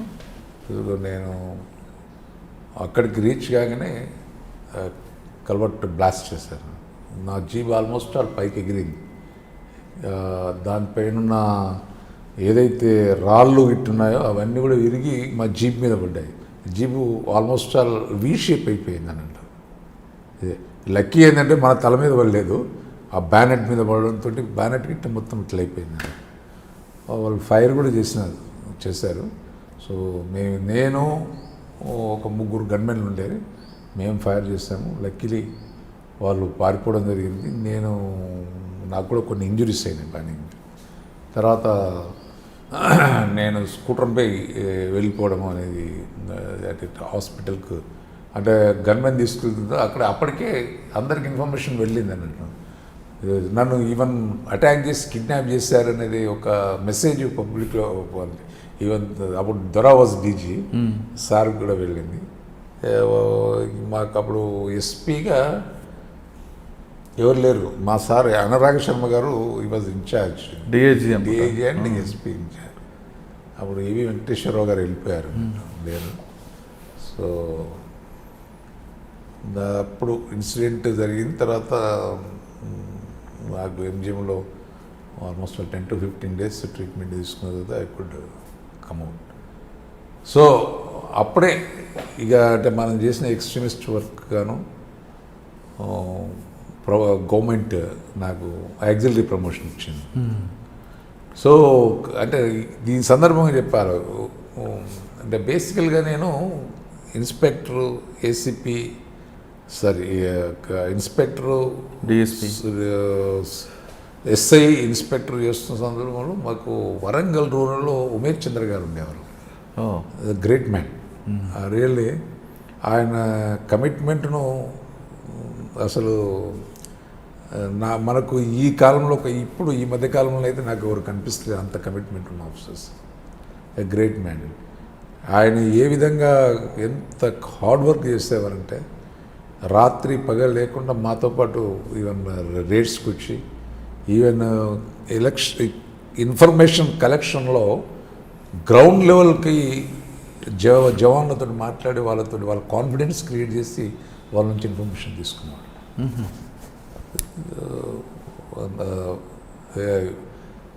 Dare and individual officer. It's a great officer. ఆయనను మనము డెఫినెట్గా ఆయన చనిపోయి ఎక్కడున్నాడో గొప్ప వ్యక్తి. పాపం మావోయిస్ట్ మూమెంట్ని కరప్ట్ చేయడానికి సర్వ విధాలు ఆయన కృషి చేశారు. అంటే అంత కమిట్మెంట్ ఆఫీసర్ తర్వాత మీకు ఎదురయ్యారా? కమిటెడ్ ఆఫీసర్ ఉన్నారు, సిమిలర్గా ఆ మాదిరే ఉన్నారు, చాలామంది ఉన్నారు. But is a great, is one of the best officers. Okay, చాలామంది ఉన్నారు. ఇంకా అంటే ఈ మధ్యకాలంలో వచ్చిన ఆఫీసర్స్ లేరు. బట్ ఇప్పుడు ఐపీఎస్ ఆఫీసర్స్ కూడా ఇప్పుడు ఐజీ క్యాడర్లో ఏడీజీ, ఏడీజీ క్యాడర్లో ఉన్నారు. సార్ అక్కడే పాపన్నపేట పోలీస్ స్టేషన్ బ్లాస్ట్ ఏంటండి? అయితే అప్పుడు ఒకసారి నేను తర్వాత నాకు ప్రమోషన్ వచ్చిన తర్వాత I was posted as DSP Medak. DSP Medak చేస్తున్నప్పుడు ఇట్లనే అప్పుడు 1999 ఎలక్షన్స్ వచ్చాయి. ఎలక్షన్స్లో నెక్స్ట్ 2-3 డేస్లో ఎలక్షన్స్ అన్న సందర్భంలో అక్కడున్న మా పోలీస్ స్టేషన్లో ఉన్న స్టాఫ్ అందరినీ కూడా ఈవెన్ బందోబస్తుకు పంపించడం అనేది జరిగింది. అప్పుడే చంద్రబాబు నాయుడు గారు జిల్లా ట్రిప్కి వచ్చారు. ఆ రోజు 1 డే బిఫోర్ నారాయణఖేడ్లో మీటింగ్ ఉంటే నారాయణఖేడ్ ద్వారకా తిరుమలరావు వాజ్ ఎస్పీ. ద్వారకా తిరుమలరావు గారి కన్నా ముందు వేణుగోపాల కృష్ణ గారు ఎస్పీ అనుకుంటానండి. లేదు, ద్వారకా తిరుమల తర్వాత Venugopal garu. Okay, Dwaraka Tirumalarao was SP. ఆయనే చంద్రబాబు నాయుడు గారు నారాయణఖేడ్, జహీరాబాద్ మీటింగ్స్ ఉంటే నేను బందోబస్తు అక్కడికి వెళ్ళాను. అక్కడికి వెళ్ళడం జరిగిందండి 1 డే బిఫోర్. వెళ్ళి తిరిగి మొత్తం బందోబస్తు చూసుకున్న తర్వాత నేను సంగారెడ్డికి వెళ్ళాను. సంగారెడ్డిలో ఎస్పీ గారు కలిసిన తర్వాత ఎస్పీ గారు కొద్ది పనున్నది ఇక్కడే ఉండవాలంటే నేను సంగారెడ్డిలోనే ఉండిపోయాను. ఆ రోజు నైట్ హాల్ట్ చేసినాను. మార్నింగ్ వచ్చి సారు లంచ్ అరేంజ్ చేసింది. లంచ్ చేసి నేను పోలీస్ స్టేషన్కి వచ్చాను. డిఎస్పీ ఆఫీస్కు మెదక్ అరౌండ్ 5-6 ప్రాంతాన్ని వచ్చాను. జస్ట్ ఫ్రెష్ కూర్చున్నాను. కూర్చున్న తర్వాత లంచ్ చేసి 10 గంటలకల్లా 9-10 గంటలకల్లా ఇట్లా పడుకుంటున్నాను. I received a call around 10:30-11 ప్రాంతం, 10:30-11 ప్రాంతం. సత్తయ్యారని ఇప్పుడు మొన్నటి వరకు మైలాదేవరపల్లి ఇన్స్పెక్టర్ ఉండే, ఇప్పుడు ట్రాఫిక్లో ఉన్నాడే, ప్రొబేషనరీ ఎస్ఐస్. ఆయన పాపన్నపేట ఎస్ఐ ఉండే. నాకు ఇన్ఫర్మేషన్ ఇచ్చాడు. సార్ సౌండ్స్ వస్తున్నాయి సార్ అంటే, అప్పుడు ఫోన్లు ఎక్కడి మనకి even cell phones land phone, even మనకు పెద్ద ఫోన్, ఆ ఫోన్ దగ్గర సార్ ఈ ఫోన్లో శబ్దం వినొస్తుంది, వినండి సార్ ఫైరింగ్ సౌండ్స్ వస్తున్నాయి అంటే, ఫైరింగ్ సౌండ్స్ ఎందుకు వస్తున్నాయి, ఎక్కడి నుంచి ఏంటి అని నేను అతన్ని అడిగితే, సార్ పోలీస్ స్టేషన్ దగ్గర సౌండ్స్ వస్తున్నాయి సార్. ఇక్కడ సార్ నా రూమ్ దగ్గర కూడా వచ్చినట్టున్నారు సార్, వాళ్ళు తలుపులు కొడుతున్నారు సార్ అనండి. ఇమీడియట్గా నేను అలర్ట్ చేయడం జరిగింది అన్నట్టు. ఎస్పీ గారి ద్వారకా తిరుమలరావు గారికి ఇన్ఫర్మేషన్ ఇచ్చాను. అక్కడ జరిగిన అదేంటంటే, అంటే కొంత ఇబ్బంది ఏమైందంటే, ఈవెన్ సెట్లో మాట్లాడితే ఇన్ఫర్మేషన్ వాళ్ళు ఎక్కడ వింటారు అనేది ఒకటి. అంతకుముందే just 2-3 days before call signs change చేయడం జరిగింది. కన్ఫ్యూజన్ ఉండే అన్నట్టు. మనం పిలిచేది ఫర్ ఎగ్జాంపుల్ ట్యాంగో అని ఒకరు, ఆల్ఫా అని ఒకరు, ఇట్లా డిఫరెంట్ కాల్ సైన్స్. అప్పటికి పోలీస్ స్టేషన్ కానీ ఆఫీసర్స్ కాల్ సైన్స్ కూడా చేంజ్ అయినాయి. ఓకే. సో మనం కాల్ సైన్స్ మాట్లాడేటప్పుడు ఎవరికి మాట్లాడుతున్నారో కొద్దిగా కన్ఫ్యూజన్ ఉండే అన్నట్టు.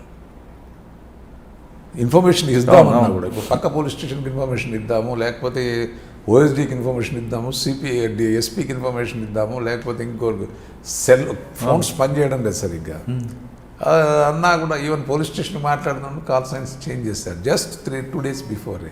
ఆ కన్ఫ్యూజన్ కూడా దీంతో కన్ఫ్యూజన్లో ఉండే. ఒకటి ప్రాపర్గా ఇన్ఫర్మేషన్ మనము చుట్టుగా అందరిని అలర్ట్ చేయడానికి.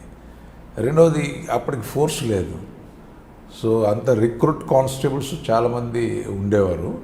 వాళ్ళందరినీ మొబిలైజ్ చేసుకున్నాను. ఎస్పీ గారు చెప్పారు మరి ఉన్న ఫోర్స్ని మొబిలైజ్ చేసుకొని మనం వెళ్ళాలి అంటే మేము తీసుకొని నేను అక్కడ ఒక ఎస్ఐని తీసుకున్నాను. నేను అప్పుడే ఇప్పుడు మనం పోలీస్ వెహికల్లో పోతే ఐడెంటిఫై అవుతామని చెప్పి నేను చిన్న మారుతి కార్ అప్పుడే కొనుక్కున్నాను. ఆ మారుతి కార్ తీసుకొని దానిలో వెనుక ఒక లోడెడ్ లారీ తీసుకొని దాని మీద మా వాళ్ళను లోడ్ చేసుకొని దాని మీద అందరినీ కానిస్టేబుల్స్ అందరినీ కూడా ఫోర్స్ను పండబెట్టి ఒక ఎస్ఐని తీసుకొని బయలుదేరినాను.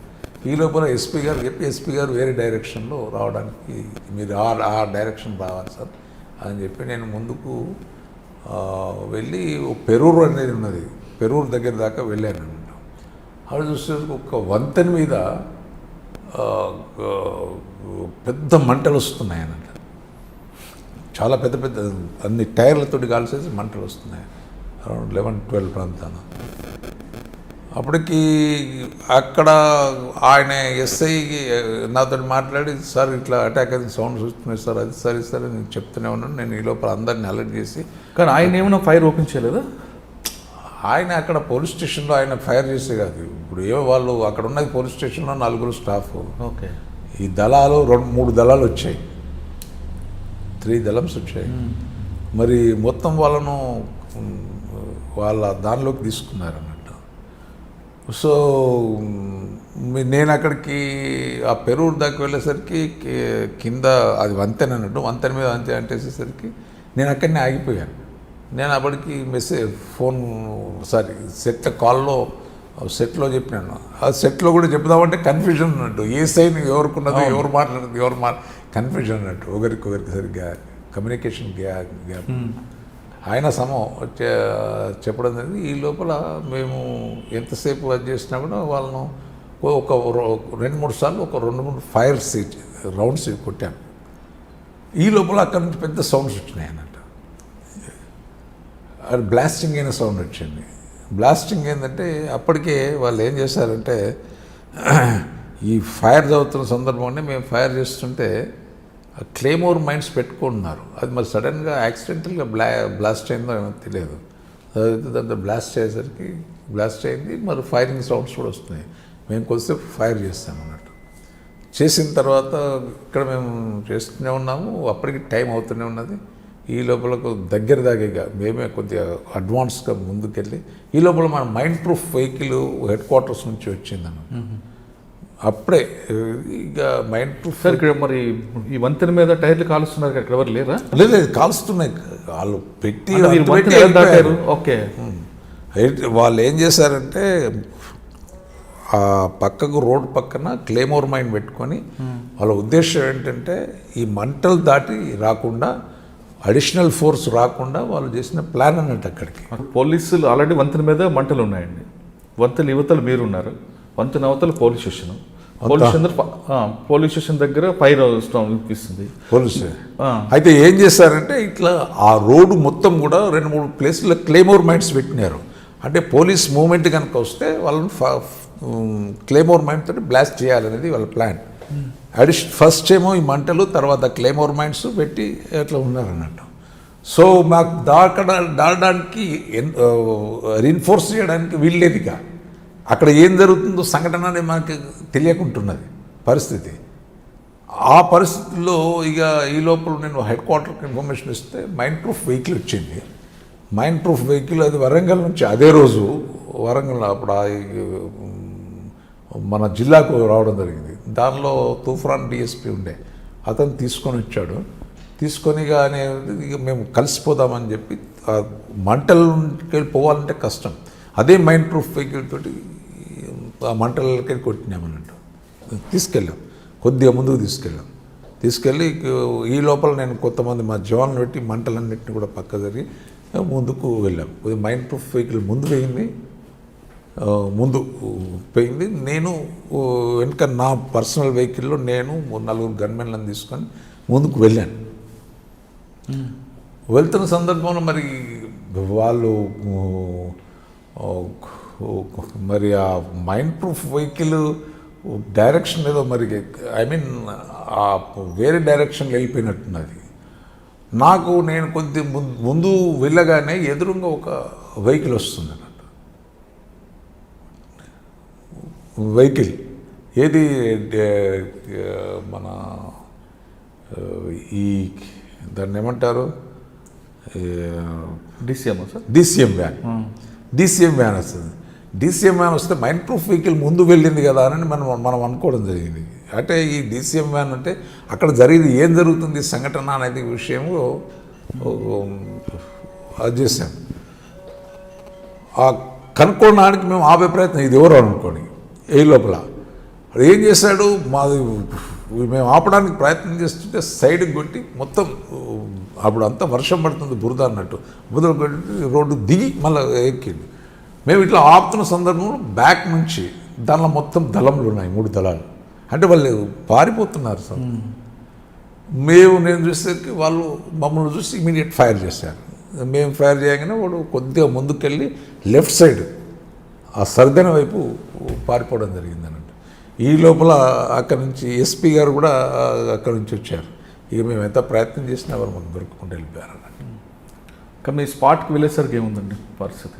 స్పాట్కి వెళ్ళేసరికి పోలీస్ స్టేషన్ మొత్తం బ్లాస్ట్ చేశారు. దానిలో ఒక 4 జవాన్లు నలుగురును చంపారు. ఎస్ఐ మాత్రము అక్కడ నుంచి పారిపోవడం జరిగింది అన్నట్టు. అదర్వైజ్ లేకపోతే ఎస్ఐని కూడా చంపేవారు. దాని రివెంజ్ ఏమైనా జరిగిందా? ఈ రివెంజ్ జరిగాయి చాలా సందర్భాలు. అంటే ఆ దళం తర్వాత ఎక్కడైనా ఎదురైందా మీకు?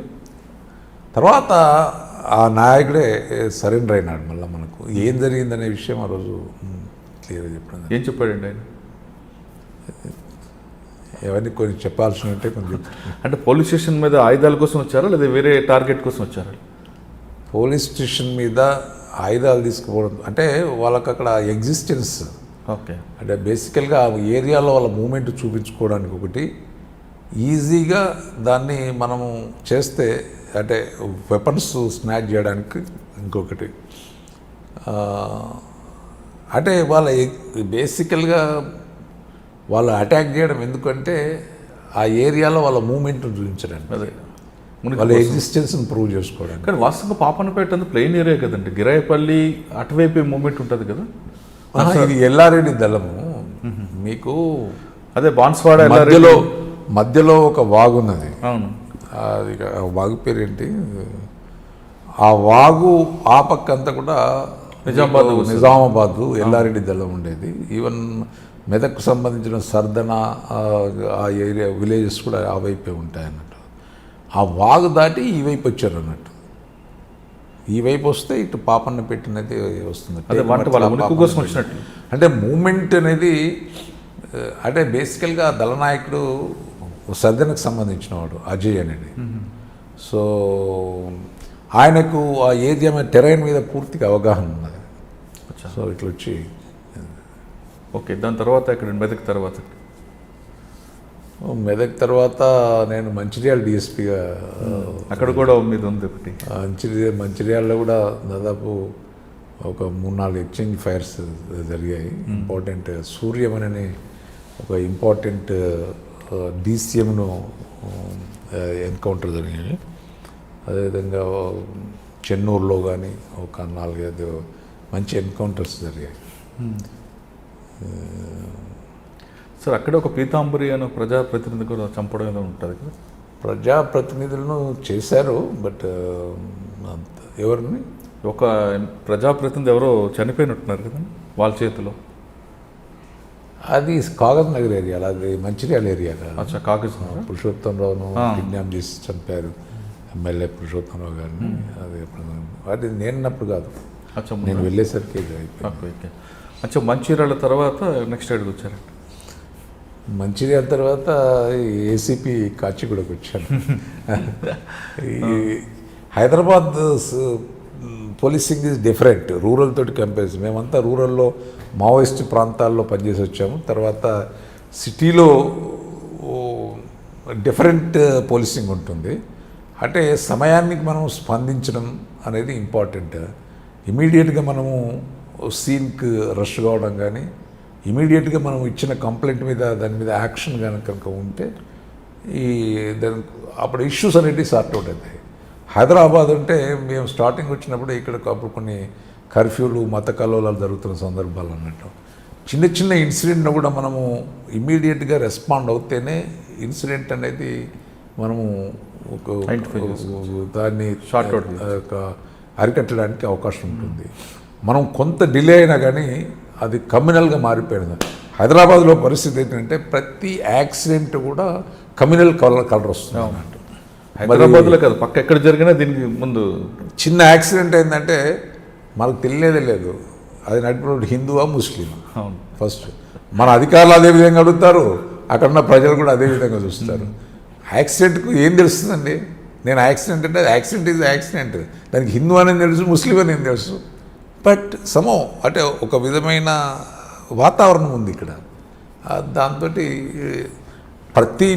ప్రతి ఇష్యూను కూడా మనము సీరియస్గా తీసుకుంటే కానీ ఇష్యూస్ అనేవి మనం కంట్రోల్ చేయడానికి అవకాశం ఉంది. సార్ ఇక్కడ ఒక క్వశ్చన్, మీరు జిల్లాలో పనిచేసి వచ్చారు హైదరాబాద్ సిటీకి, ఇక్కడ ఒక అట్మాస్ఫియర్ ఉంటుంది. ఎందుకంటే అక్కడ చేసేసరికి మీరు డైరెక్ట్గా ఎస్పీ గారితోనూ మాట్లాడుతుంటారు, ఇక్కడ ఎస్పీ గారితో డైరెక్ట్ సిపి గారితో లింక్ ఉంటుంది.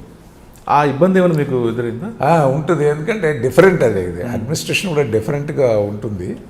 ఇక్కడంతా కూడా డిఫరెంట్ స్టేజ్లో డిఫరెంట్ ప్రోటోకాల్ ప్రకారం ఉంటారు. నేను ఏసీపీ ఉన్నప్పుడు డీసీపీ స్థాయి అధికారి ఉంటారు. డీసీపీ కన్నా ముందు అడిషనల్ డీసీపీ అప్పుడు అడిషనల్ డీసీపీ లేరా? లేదా నాకనే చెప్పలేదు. డీసీపీ స్థాయి అధికారులు ఉంటారు.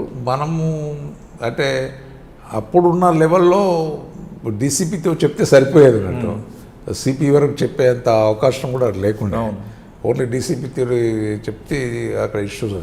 అప్పుడు పర్టికులర్లీ మీకు కాచిగూడలో డిఫరెంట్ పరిస్థితి ఏంటంటే అక్కడ స్టూడెంట్స్ ఇష్యూస్ బాగుండేవి. అప్పుడే జస్ట్ తెలంగాణ ఉద్యమం అనేది మొదలైంది. మరి అక్కడ ఉన్న స్టూడెంట్స్ రాష్ట్రంలో ఉన్న నలుమూలల నుంచి వచ్చి ఉండే డిఫరెంట్ మెంటాలిటీ ఉన్న ప్రజలు, స్టూడెంట్స్, డిఫరెంట్ గ్రూప్స్, ప్రతిదీ కూడా సమస్యనే. గవర్నమెంట్ నుంచి చిన్న ఏదో ఇష్యూ వచ్చిందంటే, లేకపోతే పేపర్లో ఏదో ఒక ఇష్యూ వచ్చిందంటే దాని ధర్నాలు, ఇవన్నిటిని హ్యాండిల్ చేయడం చాలా కష్టతరమైన పని. ఎందుకంటే యూత్ ఉంటారు, పిల్లలు, వాళ్ళు అర్థం చేసుకునే పరిస్థితిలో ఉంటారు. మరి వాళ్ళని కన్విన్స్ చేయాలంటే కష్టము, ప్రతిదీ గొడవ చేస్తారు. ఉస్మానియా యూనివర్సిటీలో ఏదైనా చిన్న గొడవ స్టార్ట్ అయిందంటే రాష్ట్ర వ్యాప్తంగా స్టార్ట్ అయ్యే పరిస్థితులు అన్నట్టు. అప్పుడే నేను ఏసీపీగా ఉన్నప్పుడే అసలు కాచిగూడలో ఉన్న ఏసీపీ ఆఫీసు ఉస్మానియా యూనివర్సిటీ నేనే చేంజ్ చేశాను. ఎందుకంటే ఫోకస్ అంతా కూడా ఉస్మానియా యూనివర్సిటీ మీద పెరగడం జరిగింది. అప్పుడు దాదాపు ఇప్పుడున్న సోకాల్డ్ ఇంపార్టెంట్ లీడర్స్ అంతా కూడా అప్పుడు స్టూడెంట్ లీడర్స్. మేము రవి, బాల్క సుమన్, రామ్మోహన్ వీళ్ళంతా కూడా వీళ్ళంతా కూడా అప్పుడు స్టూడెంట్ లీడర్స్.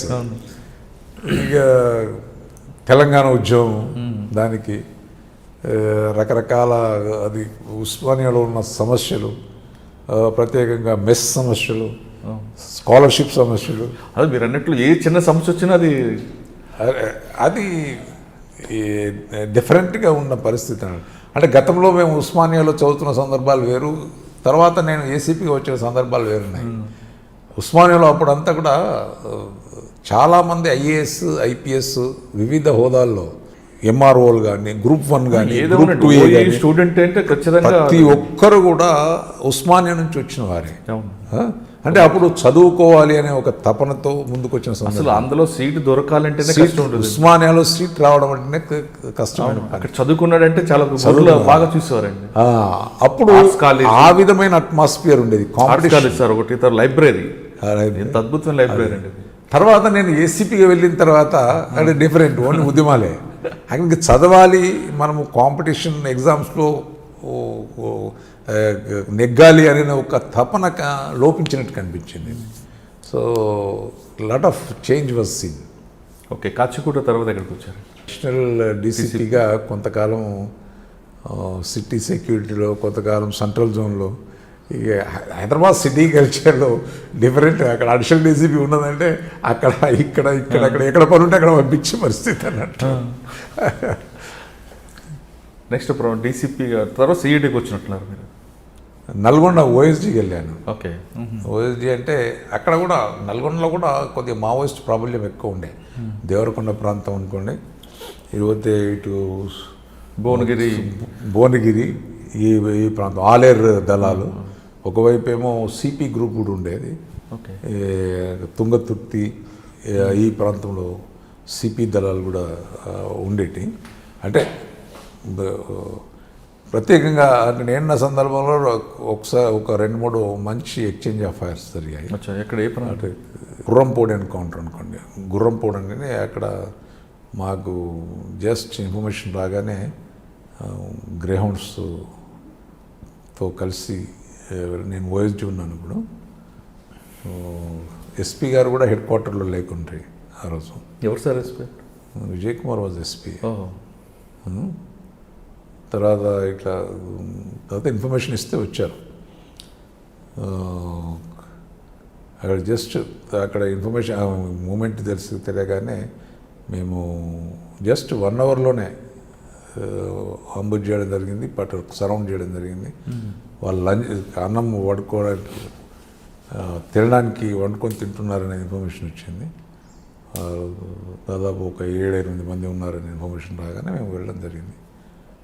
తర్వాత అక్కడ వాళ్ళని మేము దగ్గరికి సమీపిస్తున్న సందర్భంలో వాళ్ళు ఫైర్ చేయడం, మేము ఫైర్ చేయడం, తర్వాత వాళ్ళను అక్కడ ఒక 6 to 7 వెపన్స్, AK-47, SLR ఈ అన్ని వెపన్స్ కూడా రికవరీ చేయడం.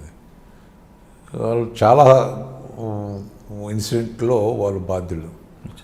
అదేవిధంగా అంతకుముందు కూడా అక్కడ ఒకటి ఆత్మకూరు పోలీస్ స్టేషన్ అటాక్ కూడా జరిగింది. ఆత్మకూరు పోలీస్ స్టేషన్ అటాక్లో ఉన్న ప్రతి ఒక్కరిని కూడా మనం ఎక్స్చేంజ్ ఆఫ్ ఫైర్లో అతన్ని హతం కావడం జరిగింది. చేయడం జరిగిందంటే లేదు, వాళ్ళు ఎక్స్చేంజ్ ఆఫ్ ఫైర్లో చనిపోయారు. ఓకే. ఎక్స్చేంజ్ ఆఫ్ ఫైర్ అది అప్పుడు మాకు ఒక ఇన్ఫర్మేషన్ వస్తే వెళ్ళడం జరిగింది.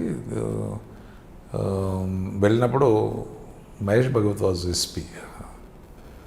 సో ఓ డంప్ దొరికింది. తర్వాత నెక్స్ట్ ఇంకో ఇన్ఫర్మేషన్ DCM అంటే ఎవరైతే ఆత్మకూరు పోలీస్ స్టేషన్ను అటాక్ చేశారో అతను కొంతమంది మిలిటెంట్లను తీసుకొచ్చి పోలీస్ స్టేషన్లో ఒక ఎస్ఐని చంపి ఎవరైతే చేశారో వాళ్ళు ఆ మొత్తం మంది వ్యక్తులను తోటి అంటే మా ఇన్ఫర్మేషన్ మీద మేము అంటే ఎక్స్చేంజ్ ఆఫ్ ఫైర్ జరిగిన సందర్భంలో వాళ్ళు చనిపోవడం జరిగింది. వాళ్ళ దగ్గర ఉన్న వెపన్స్ కూడా మా వెపన్స్ అన్నిటిని రికవర్ చేసుకోవడం జరిగింది.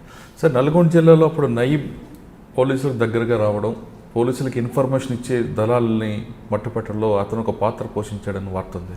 ఆయన ఏమైనా మీకు ఎదురుపడ్డాడా? నాకు ఎప్పుడు ఎదురుపడ్డ సందర్భం లేదు. కాకపోతే ఒకసారి అతనిపై వారెంట్స్ పెండింగ్ ఉన్న సందర్భంలో నేను ఎగ్జిక్యూట్ చేయడం జరిగింది. చేసి అప్పుడు కొంత ఏదో ఒక విధమైన ఇన్ఫర్మేషన్ ఉండే పోలీసుకు సహకరించడంలోకి ఇస్తున్నాడనేది. బట్ ఎప్పుడు కూడా నాకు నిజంగా కూడా కరెక్ట్గా తెలియదు. బట్ నేను అతన్ని ఎప్పుడు కూడా ఉపయోగించుకోలేదు. అంటే ఎగ్జిక్యూటివ్ NBW ఎగ్జిక్యూట్ అయిందంటారు? చేశాను. ఓకే, నల్గొండ తర్వాత ఎక్కడికి వచ్చారు? నల్గొండ తర్వాత నేను విజిలెన్స్ ఎస్పీ చేశాను. విజిలెన్స్ తర్వాత విజిలెన్స్లో కొంతగా విజిలెన్స్లో ఏముంటాయి, ఎంక్వైరీలు ఉంటాయి డిపార్ట్మెంట్. నో బేసికల్గా ఈ ట్యాక్సెస్ ఎవేజన్ ఉంటుంది కదా, ఏవైతే ట్యాక్సెస్ కట్టకుండా తప్పించుకున్న వ్యక్తులను వాళ్ళ యొక్క బిజినెస్ను ఐడెంటిఫై చేసి గవర్నమెంట్కు ట్యాక్సెస్ కట్టించడం అన్నట్టు. అంటే ఎక్కువ కమర్షియల్ ట్యాక్సెస్లో కానీ సిస్టంలో లోపాలు ఉన్నాయి కానీ వాటికి మనము చెప్పడం కానీ గవర్నమెంట్కు రిపోర్ట్ ఇవ్వడం కానీ ఏమైనా మేజర్ ఎంక్వైరీస్ కానీ ఇవన్నీ ఉంటాయి. దాదాపు ఒక 2 years నేను చేశాను. చేసిన తర్వాత I was elevated. Dinesh Reddy గారి టైంలో చేస్తున్నారు విజిలెన్స్ ఎన్ఫోర్స్మెంట్. జయచంద్ర ఉన్నారు, ఇద్దరు. అంటే తిరుపతి ఎంక్వైరీ కూడా మీరు చేశారా టీటీడీది? నేను సిఐడికి వెళ్ళిన తర్వాత అచ్చా సిఐడికి నేను అప్పుడు నాన్ క్యాడర్ ఎస్పీ అయినాను ప్రమోషన్ మీద. తర్వాత సిఐడికి వెళ్ళాను. సిఐడిలో కొన్ని ఇంపార్టెంట్ కేసెస్ కూడా చేయడం. బేసికలీ ఆర్జితంలో ఫ్రాడ్ జరిగింది అనేది తిరుపతి టీటీడీలో కొన్ని గ్రూపిజాల్లో అంటే గ్రూప్స్ చాలా ఉండేవి అన్నట్టు. డిఫరెంట్ గ్రూప్స్ చేసి ఒకరి మీద ఒకరు ఆరోపణలతోటి వాళ్ళు హైకోర్టుకు వెళ్ళారు. హైకోర్టులో ఇప్పుడు ఉన్న ఈఓ ధర్మారెడ్డి, జేఈఓ ధర్మారెడ్డి ఆర్జితం సేవలో ఫ్రాడ్ జరిగింది, దీనికి ధర్మారెడ్డి గారు బాధ్యులు అని అతని మీద ఆరోపణలతో హైకోర్టులో ఒక పిటిషన్ వేయడం జరిగింది అన్నట్టు, కేసు వేయడం. అప్పుడు హైకోర్టు డైరెక్షన్స్ ప్రకారం సిఐడికి ఇవ్వడం జరిగింది ఆ కేసు. ఆ సిఐడికి ఇస్తే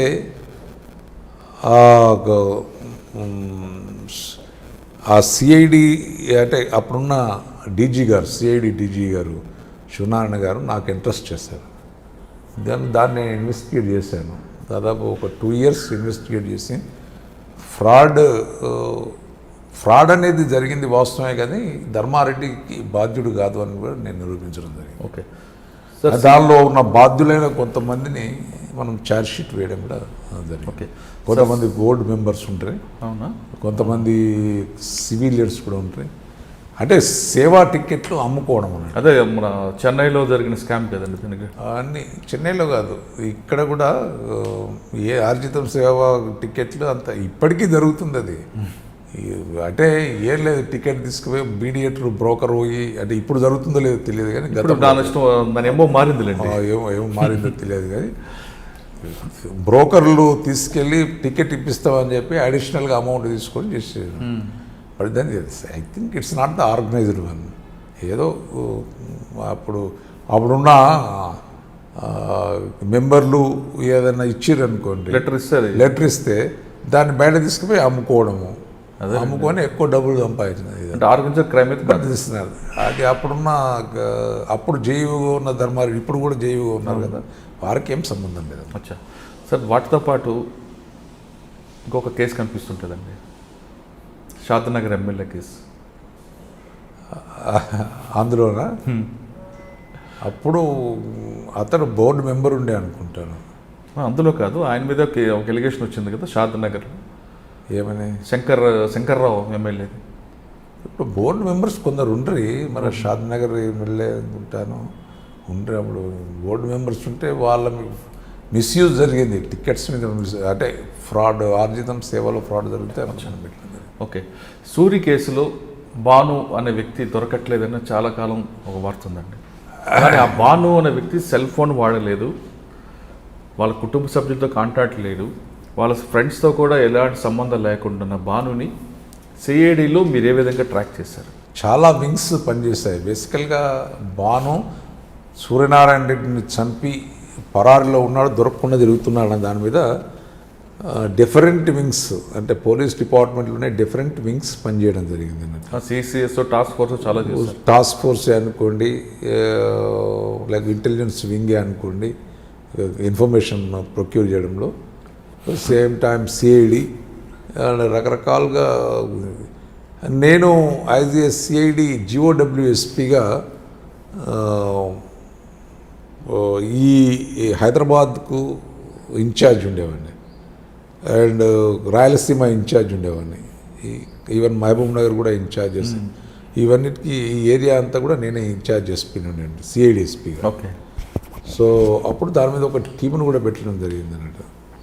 అంటే ఇది భానును పట్టుకోవడంలో వాళ్ళు పోలీసులో ఉన్న డిఫరెంట్ వింగ్స్ ఎవరి కాంట్రిబ్యూషన్ వాళ్ళు ఉంది అన్నట్టు. ఒక విధంగా ఇంటెలిజెన్స్ వింగ్ అనుకోండి, టాస్క్ ఫోర్స్, అందరూ మనిషికో ప్రయత్నం చేశారు. ఆ ప్రయత్నంలో మనిషికో ప్రయత్నంలో సిఐడి ప్రయత్నంలో దాన్ని పట్టుకోగలిగాం అన్నట్టు. అంటే అసలు టెక్నాలజీ వాడని వ్యక్తిని ఏ విధంగా ట్రాక్ చేశారు? అంటే అప్పుడు టెక్నాలజీ ఉండే, అతడు సెల్ ఫోన్ను, అప్పుడు సెల్ ఫోన్స్ ఉన్నాయి కదా, సెల్ ఫోన్స్ ఎక్కడ వాడలేదు కదండి. అంటే బేసికల్గా ఆయన ఏం సెల్ ఫోన్ వాడుతున్నాడని ఎవరికి ఇన్ఫర్మేషన్ లేదు.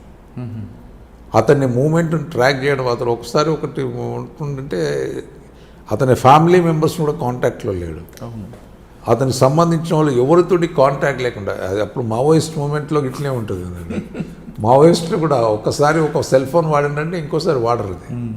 అదేవిధంగా ఇతను కూడా అదే టాక్టిక్స్లో ఒక్కరిని కాంటాక్ట్ అయిందంటే మళ్ళీ ఇంకొనికి ఆ విషయం తెలియదు. ఎక్కడికెక్కడికి ఇన్ఫర్మేషన్ కట్ చేసుకుంటూ మూమెంట్ చేశాడు. మూమెంట్ చేసుకున్న సందర్భంలో మనకు ఇన్ఫర్మేషన్, ఆయన కాంట్రాక్ట్ ఇన్ఫర్మేషన్ వచ్చినప్పుడు అట్లా ఆయన ఎవరి ఫోన్ నుంచి మాట్లాడుతుండో, ఎక్కడున్నాడో, ఎట్లుందంటే అట్లా ట్రాక్ చేస్తున్న సందర్భంలో ఆయన లొకేషన్ ఐడెంటిఫై చేయడం జరిగింది. ర్యాండమ్ చెకింగ్లో దొరికిపోయాడు. అంటే కేసుల్లో మీరు భానుని అరెస్ట్ చేయడం వరకు కాకుండా ఆ కేసులో ఆయనకి శిక్ష పడేలా మీ సూపర్విజన్ జరిగిందండి. అంటే దానిలో మా దగ్గర ఇన్వెస్టిగేషన్ టీం ఉండే, అండ్ బేసికల్గా మల్లారెడ్డి అని అప్పుడు నా దగ్గర డిఎస్పీ ఉండే, అప్పుడు ఓఎస్టీ సైబరాబాద్. అది Mallareddy was DSP, was IO. ఆయన చేస్తుండేవాడు. సో దానికి ఒక సెపరేట్ టీం ఉన్నది అన్నట్టు. కొంతమంది ఇన్స్పెక్టర్లు, కొంతమంది ఎస్ఐలు, అందరం ప్రతి ఇన్ఫర్మేషన్ కూడా రికార్డు పైకి తీసుకురావడం జరిగింది అన్నట్టు. ప్రతి మూమెంట్ కూడా విట్నెసెస్ కూడా బేసికల్గా కేసు కన్విక్షన్ రావాలంటే మనిషికి ఇన్వెస్టిగేటింగ్ ఆఫీసర్స్కు, అంటే ఒక కేసు కన్విక్షన్లో ఒక్క ఐఓ చేయడమే కాదు,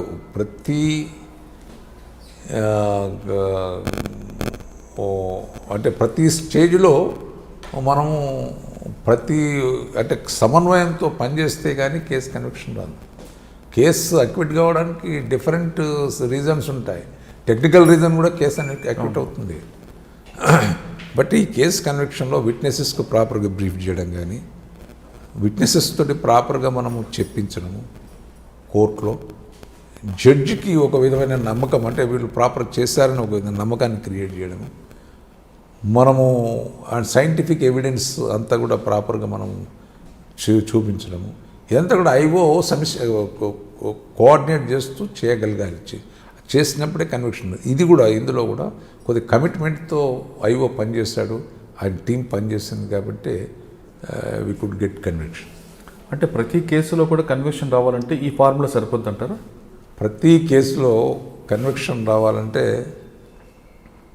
మనము ప్రతి స్టేజ్లో, అంటే ఇన్వెస్టిగేషన్ స్టేజ్లో ప్రాపర్గా ఎవిడెన్స్ కలెక్ట్ చేయడం, ఎవిడెన్స్ కలెక్ట్ చేసి మనము తర్వాత at the time of trial witnesses కూడా ప్రాపర్గా వాళ్ళకి నమ్మకం కల్పించడం అన్నట్టు.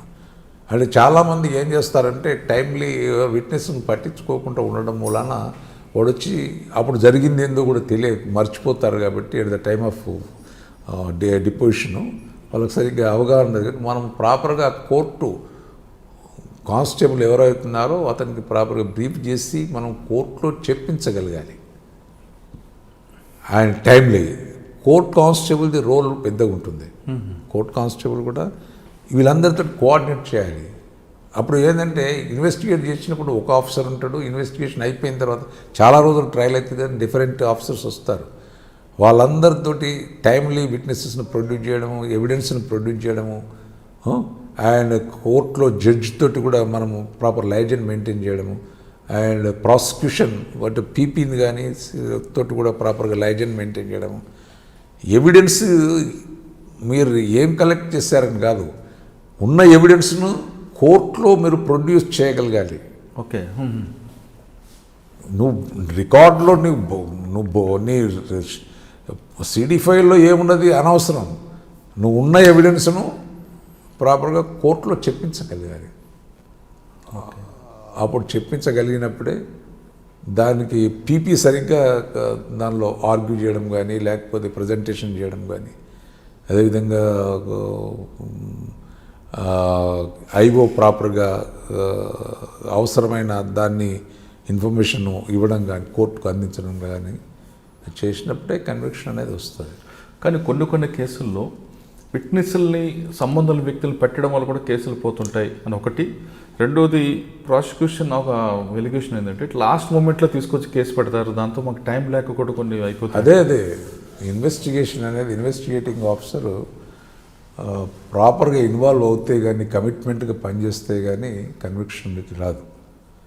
మీకు చాలా సందర్భాల్లో ఈ మధ్య అంటే నేను డీసీపీ వెస్ట్ జోన్ ఉన్న సందర్భంలో అయితే 2-3 కేసులు ఛాలెంజ్గా తీసుకొని, అంటే మన డీజీ గారు మహేందర్ రెడ్డి గారు సిపిగా ఉన్నప్పుడు ఆయన గైడెన్స్లో మేము ఇవన్నీ చేయడం జరిగింది. ఎవడు కేబీఆర్ దగ్గర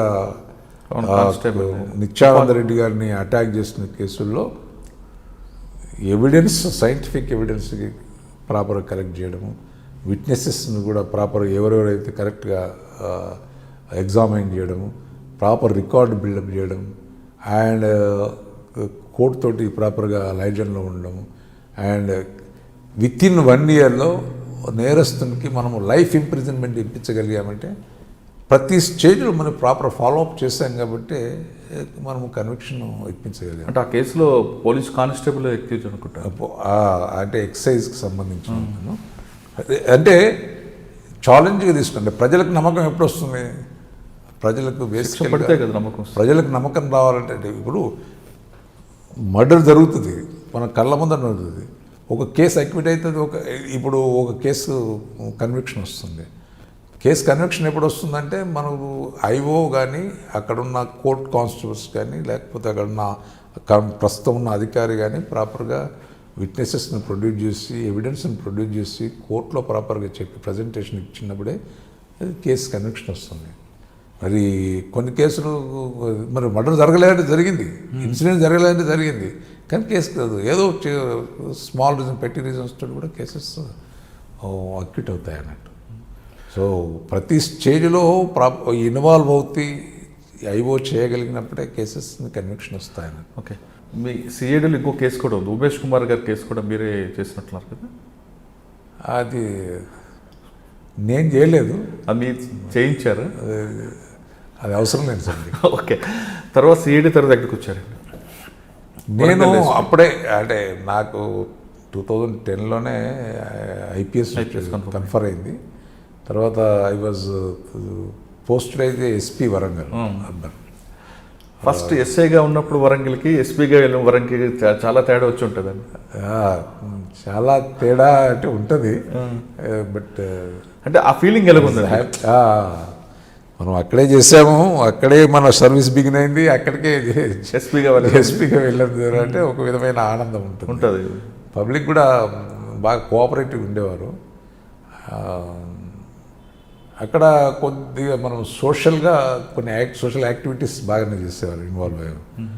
ఇంపార్టెంట్ కేసెస్ కూడా ఏముండండి వరంగల్ ఎస్పీగా ఇంపార్టెంట్ నాకు అంటే ఒక సంఘటనలో ప్రత్యేకంగా ఈ జేఈ ఎగ్జామ్స్ మీకు ఐడియా ఉన్నది, 2012లో స్టార్ట్ అయింది అనుకుంటా. 12-13లో వరంగల్ సెంటర్ అనేది మొదటిసారి వచ్చింది అక్కడ నెట్లో పెట్టు. అయితే అంతకుముందు నేను 2013లో నేను అక్కడ ఎస్పీగా ఉన్నప్పుడు ఆ ఎగ్జామ్స్ కండక్ట్ చేయాలి అనేది మనకు వచ్చిందన్నట్టు. అయితే Warangal north Telangana almost all Telangana మొత్తానికి కూడా ఒకటే సెంటర్ వరంగల్ ఇచ్చారు. విచిత్రం ఏందో మరి తెలియదు. దాదాపు తెలంగాణలో ఉన్న పబ్లిక్ మొత్తం కూడా వరంగల్కే రావాలి. వరంగల్ అంతమంది దాదాపు 1,00,000 జనానికి అకామిడేషన్ చేయడం సాధ్యం కాదు. గతంలో 2012లో ఎక్స్పీరియన్స్ ఉన్న అధికారులతోటి మాట్లాడినప్పుడు చాలామంది అక్కడ ఈవెన్ ఈనాడు ఎడిటోరియల్లో కూడా వచ్చింది, చాలా బ్యాడ్గా రాయడం జరిగింది అన్నట్టు అప్పుడున్న అరేంజ్మెంట్స్ చూసి. అవునవును గుర్తుందండి. స్టేషన్లో పడుకున్నారు, పార్కుల్లో పడుకున్నారు, రోడ్డు మీద బస్ స్టాండ్లో పాపం చిన్నపిల్లలు లేడీస్ రోడ్డు మీద బస్ స్టాండ్లో పడుకున్న సందర్భాలు ఉన్నాయి. ఈవెన్ ఎర్లీ మార్నింగ్ చేసి ఎగ్జామ్కి వెళ్దామంటే ఈవెన్ టాయిలెట్ అటెండ్ కావడానికి కూడా అసలు మినిమం సౌకర్యం పరిస్థితి. ఈ సంఘటనలో అక్కడ ఉన్న లోకల్ ప్రెస్ నా దృష్టికి తీసుకొచ్చారు అన్నట్టు. దృష్టికి తీసుకొస్తే మనం ఈసారి అటువంటి ఇబ్బందులు రాకుండా మనం పక్కడుబందితో మనం చేయాలి అనేది ఒక ప్లాన్ చేసుకున్నాం. అది సాధ్యం ఎందుకంటే మనకు ఇన్ఫ్రాస్ట్రక్చర్ ఆ విధంగా లేదు. మనకున్న వరంగల్లో ఈవెన్ లాడ్జెస్ కానీ లేకపోతే ఇంతమందికి అకామిడేషన్ ఇవ్వడానికి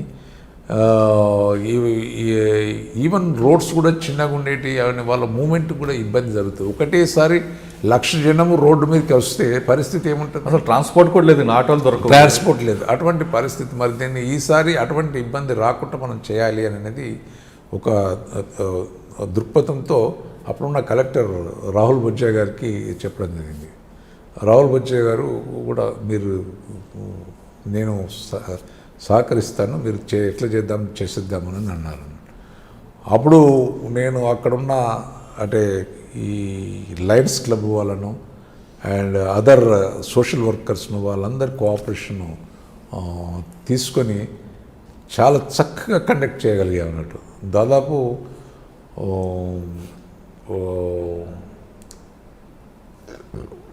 1,00,000 మందికి మనం అకామిడేషన్ ఇవ్వాలి, వాళ్ళు ఇబ్బందులు జరగకుండా చూడాలి, ప్రాపర్గా ఎగ్జామ్స్ రాసి చిన్నపిల్లలు బయట వెళ్ళగలిగారు, వాళ్ళకు మనం వాళ్ళ ఇంటికి రీచ్ అయ్యే విధంగా చూడాలి అనేది ఒక దృక్పథంతో నేను ఈ అందరితోటి ఈ లయన్స్ క్లబ్ వీళ్ళందరి సహకారంతో అక్కడున్న వరంగల్ పబ్లిక్ సహకారంతో ముందు ఒకసారి మీటింగ్ పెట్టి ఈవెన్ పబ్లిక్ కూడా మెసేజ్ ఇచ్చినాను, మీరందరూ కూడా సహకరించాలి అనేది ఒక మెసేజ్ పబ్లిక్ ఇవ్వడం జరిగింది. మీరు ఒక పిలుపు కూడా పిలుపు కూడా ఇచ్చాను. దానికి నిజంగా చెప్తున్నాను, వరంగల్ ఏ విధంగా రెస్పాండ్ అయిందంటే టౌన్లో ఉన్న ప్రతి వ్యక్తి కూడా ఆ విధంగా రెస్పాండ్ అయ్యి ఎగ్జామ్ రాయడానికి వచ్చిన ప్రతి పిల్లలకు కూడా వాళ్ళ సొంత ఇంట్లో అకామిడేషన్ ఫుడ్ అరేంజ్ చేస్తారు. It's a great moment. నిజంగా అది మనం అప్పుడు మేము ఏ విధంగా ప్లాన్ చేసామంటే ఈవెన్ సెంటర్స్ ఏమేమి ఉన్నాయో లిస్ట్ తీసుకున్నాము, అండ్ వరంగల్ ఎంట్రీ కావడానికి రోడ్స్ ఏమేమి ఉన్నాయో ఎంట్రీ చేసుకున్నాము, తీసుకొని అండ్ హెల్ప్ డెస్క్లు అనేటివి కూడా ఈవెన్ రోడ్ ఎంట్రీలో పెట్టడం అనేది జరిగింది. వరంగల్లో ఉన్న ఫంక్షన్ హాల్స్ అన్నిటిని కూడా వాళ్ళందరినీ కూడా పిలిపించడం, హోటల్స్ ఫంక్షన్ హాల్స్ అందరినీ కూడా మరి వాళ్ళందరికీ మనం అకామిడేషన్ ఇవ్వాలి అని చెప్పి ఆ అందరికీ కూడా మేము కొన్ని టీమ్స్ తయారు చేసి ఈ వీళ్ళ సహకారంతో మేము హెల్ప్ డెస్క్ దగ్గర వాళ్ళు వచ్చే వాళ్ళందరినీ కూడా లిస్ట్ అవుట్ చేసాము 1 day బిఫోరే చేసి వాళ్ళందరికీ కూడా ముందే మనము ప్రెస్లో కూడా ఇచ్చాము, మీరు వచ్చే వాళ్ళందరికీ కూడా మీకు అకామిడేషన్ ఇస్తాము, మీరందరూ కూడా మాకు సహకరించాలి, మీకు ఈవెన్ ఇబ్బంది జరగకుండా చూస్తామని కూడా చెప్పడం జరిగింది. మా దగ్గర ఉన్న ట్రాఫిక్ పోలీసు మా దగ్గర ఉన్న ప్రతి సిబ్బందిని కూడా సెన్సిటైజ్ చేయడం అనేది జరిగింది. వాళ్ళందరినీ కూడా మనము అంటే మీటింగ్లో ఇవన్నీ చెప్పారు. మన ఉద్దేశం ఏంటంటే గత సంవత్సరం జరిగిన విధంగా ఈసారి ఒక్కరికి కూడా ఇబ్బంది కాకూడదు, వాళ్ళు హ్యాపీగా ఎగ్జామ్ రాసుకుని బయటకు వెళ్ళే విధంగా మన బాధ్యత మనము చేయాలని చెప్పడం జరిగింది. అప్పుడు వీళ్ళందరినీ కూడా ఏ రోడ్ల మీద వచ్చిన వాళ్ళందరినీ కూడా మేము లిస్ట్ అవుట్ చేసి వాళ్ళ ఎగ్జామ్ సెంటర్ ఎక్కడున్నదో అని, ఫర్ ఎగ్జాంపుల్ కొందరికి ఆర్ఈసీ సెంటర్ ఉంటుంది, కొందరికి సీకేఎం కాలేజ్ సెంటర్ ఉంది, ఆ నియర్ బై అకామిడేషన్స్ కూడా కొన్ని ఫంక్షన్ హాల్స్ని చూసాం, అక్కడున్న లోకల్ పబ్లిక్ని కూడా కొంతమందిని లిస్ట్ అవుట్ చేసి వాళ్ళందరినీ కూడా మేము ఈ ఎక్కడ ఉంటే ఏది అంటే నెక్స్ట్ డే మళ్ళీ మార్నింగ్ నెక్స్ట్ డే వాళ్ళు ట్రావెల్కు ఇబ్బంది జరగకూడదు. ట్రావెల్ చేసడానికి పోతూ ఎగ్జామ్ సెంటర్కి వెళ్తే మళ్ళీ మధ్యలో హెల్డప్ కాకూడదు. ఎందుకంటే రోడ్లు చిన్నవి, అందరూ రోడ్డు మీదకి వచ్చారు అనుకోండి. ఇప్పుడు ఫర్ ఎగ్జాంపుల్ ఆర్ఈసీ సెంటర్ ఉన్న వాళ్ళు ఎక్కడో వరంగల్ చౌరస్తాలో అకామిడేషన్ అనుకుంటే వాళ్ళు ఇక్కడికి రావడానికి ఇబ్బందికరమైన పరిస్థితి. కానీ 1 డే బిఫోరే ఆ నియర్ బై ఉన్న అకామిడేషన్లో మనం చేయాలని చెప్పి అట్లా వర్కౌట్ చేస్తాం. చేసి ఎక్కడో అక్కడ అంటే జస్ట్ 1-2 కిలోమీటర్స్ డిస్టెన్స్లోనే వాళ్ళు సెంటర్కి వెళ్ళే విధంగా ప్లాన్ చేయడం జరిగింది.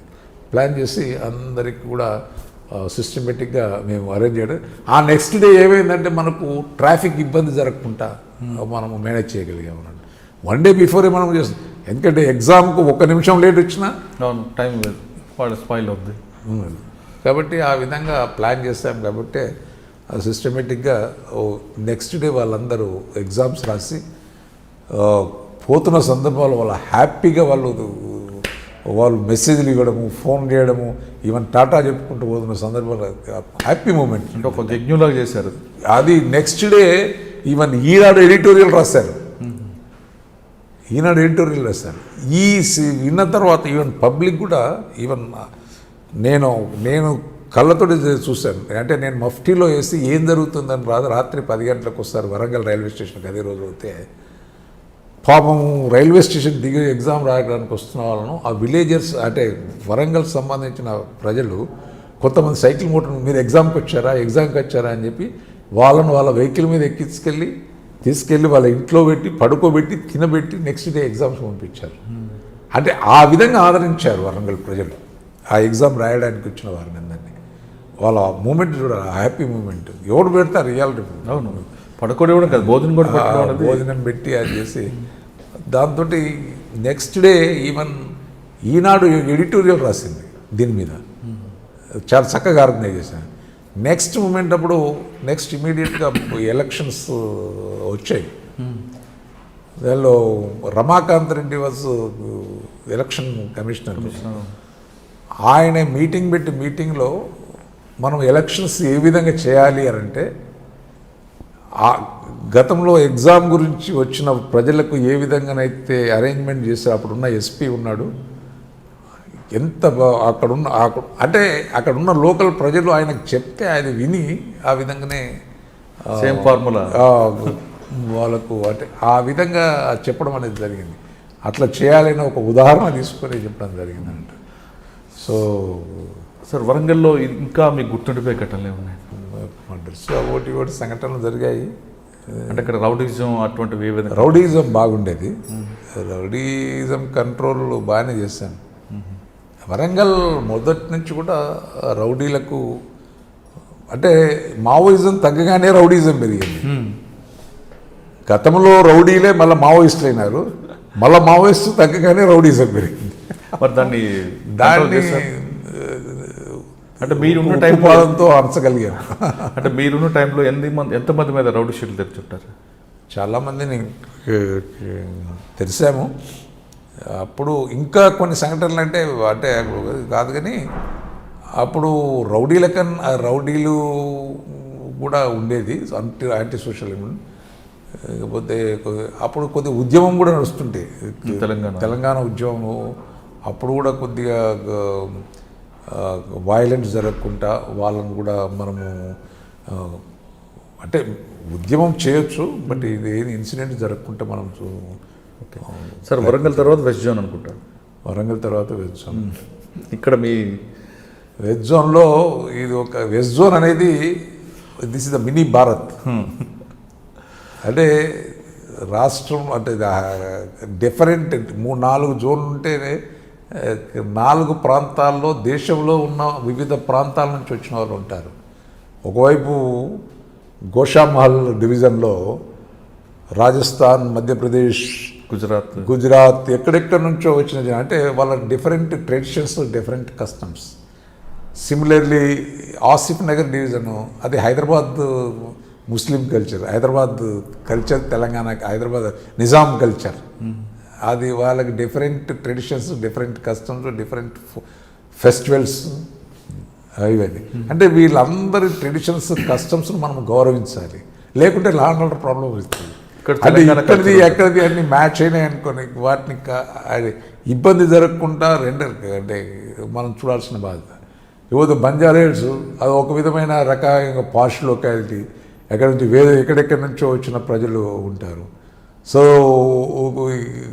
పంజగుట్ట నీకు ఎస్ఆర్ నగర్ ప్రాంతం అంతా కూడా ఆంధ్ర ప్రాంతం నుంచి వచ్చి కృష్ణా డిస్ట్రిక్ట్ ఎక్కడి నుంచి వచ్చిన జనాలు ఎక్కువ ఉంటారు. అది డిఫరెంట్ కల్చర్. అంటే మనము అన్ని ప్రాంతాలను సమదృష్టితో చూస్తూ వాళ్ళ యొక్క ట్రెడిషన్స్ను కస్టమ్స్ను మనము గౌరవిస్తూ ఎటువంటి అవాంఛనీయ సంఘటన జరగకుండా మనం చూసుకోవాల్సిన బాధ్యత మన మీద ఉందన్నట్టు. దానికి గాను అంటే ఒక్కొక్కసారి ఒకే టైంలో డిఫరెంట్ పొజిషన్స్ రావడము, ఒకే టైంలో డిఫరెంట్ ఫెస్టివల్స్ రావడము వచ్చినప్పుడు మనము వీళ్ళకు ఇబ్బంది జరగకుండా వాళ్ళకి ఇబ్బంది జరగకుండా సమన్వయంతో ఉంచగలగాలి. అంటే వాళ్ళను మనం ప్రాపర్గా చేయగలి. అటువంటి దాదాపు నేను 3.5 సంవత్సరాలు చేశాను. మీరు చెప్తున్న లాంగెస్ట్ పీరియడ్ 3.5 సంవత్సరాల్లో మీరు చెప్తున్న ఫార్ములా ప్రకారం వెళ్ళారా? ఎక్కడైనా మిస్టేక్ జరిగిందా? ఏమైనా సరే ఎందుకు చేయలేకపోయామా అని 3.5 సంవత్సరాల్లో? కొన్ని ఇన్సిడెంట్స్ అనేవి జరుగుతాయి, కొన్ని యాక్సిడెంటల్ కూడా జరుగుతాయి. గుర్తుండిపోయే ఘటన అనవసరంగా మనం రాంగ్ స్టెప్ తీసుకోవడం వల్ల జరిగింది అన్నది మీరేమో? I don't think. అంటే అప్పుడు మనకు అటువంటి సందర్భాలు అనేది రాలేదు. బట్ ఒకటి కస్టోడియల్ డెత్ జరిగింది ఆసిఫ్ నగర్ ఏరియాలో. బట్ అది ఆ రోజు నేను లేను. బట్ కొద్దిగా ప్రాపర్గా మనము హ్యాండిల్ చేయలేకపోవడం వల్ల మా కింది లెవెల్ ఆఫీసర్స్ జరిగినాయి. తర్వాత మనకున్న అంటే పోలీస్ పే ఉన్న మంచి ఇమేజ్తో వి కుడ్ కమ్అవుట్. ఇంకా మీకు గుర్తుండిపోయే ఘటనలు ఏమన్నాడు వెస్ట్ జోన్లో ఇంపార్టెంట్ అప్పుడు ఛాలెంజ్గా అంటే బేసికల్గా క్రైమ్ను ప్రివెంట్ చేయడము, క్రైమ్ను తగ్గించాలి. అంటే lot of changes have come. ముఖ్యంగా అప్పుడు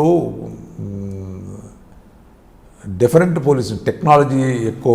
మహేందర్ రెడ్డి గారు సిపిగా ఉన్నప్పుడు మనము హైదరాబాద్లో అప్పుడే స్టార్ట్ చేసాం టెక్నాలజీ వినియోగించడం, సీసీ కెమెరాలు ఏర్పాటు చేయడం. దాంతో క్రైమ్ను మనం అంటే ఈవెన్ పోలీస్ స్టేషన్లో గ్రౌండ్ లెవెల్ ఆఫీసర్ నుంచి కూడా వాళ్ళ ప్రవర్తనలో మార్పు తీసుకురావడానికి చాలా ప్రయత్నం అనేది జరిగింది. అధికారులు, సీనియర్ అధికారులు అందరు కూడా కృషి చేయడం అనేది జరిగింది.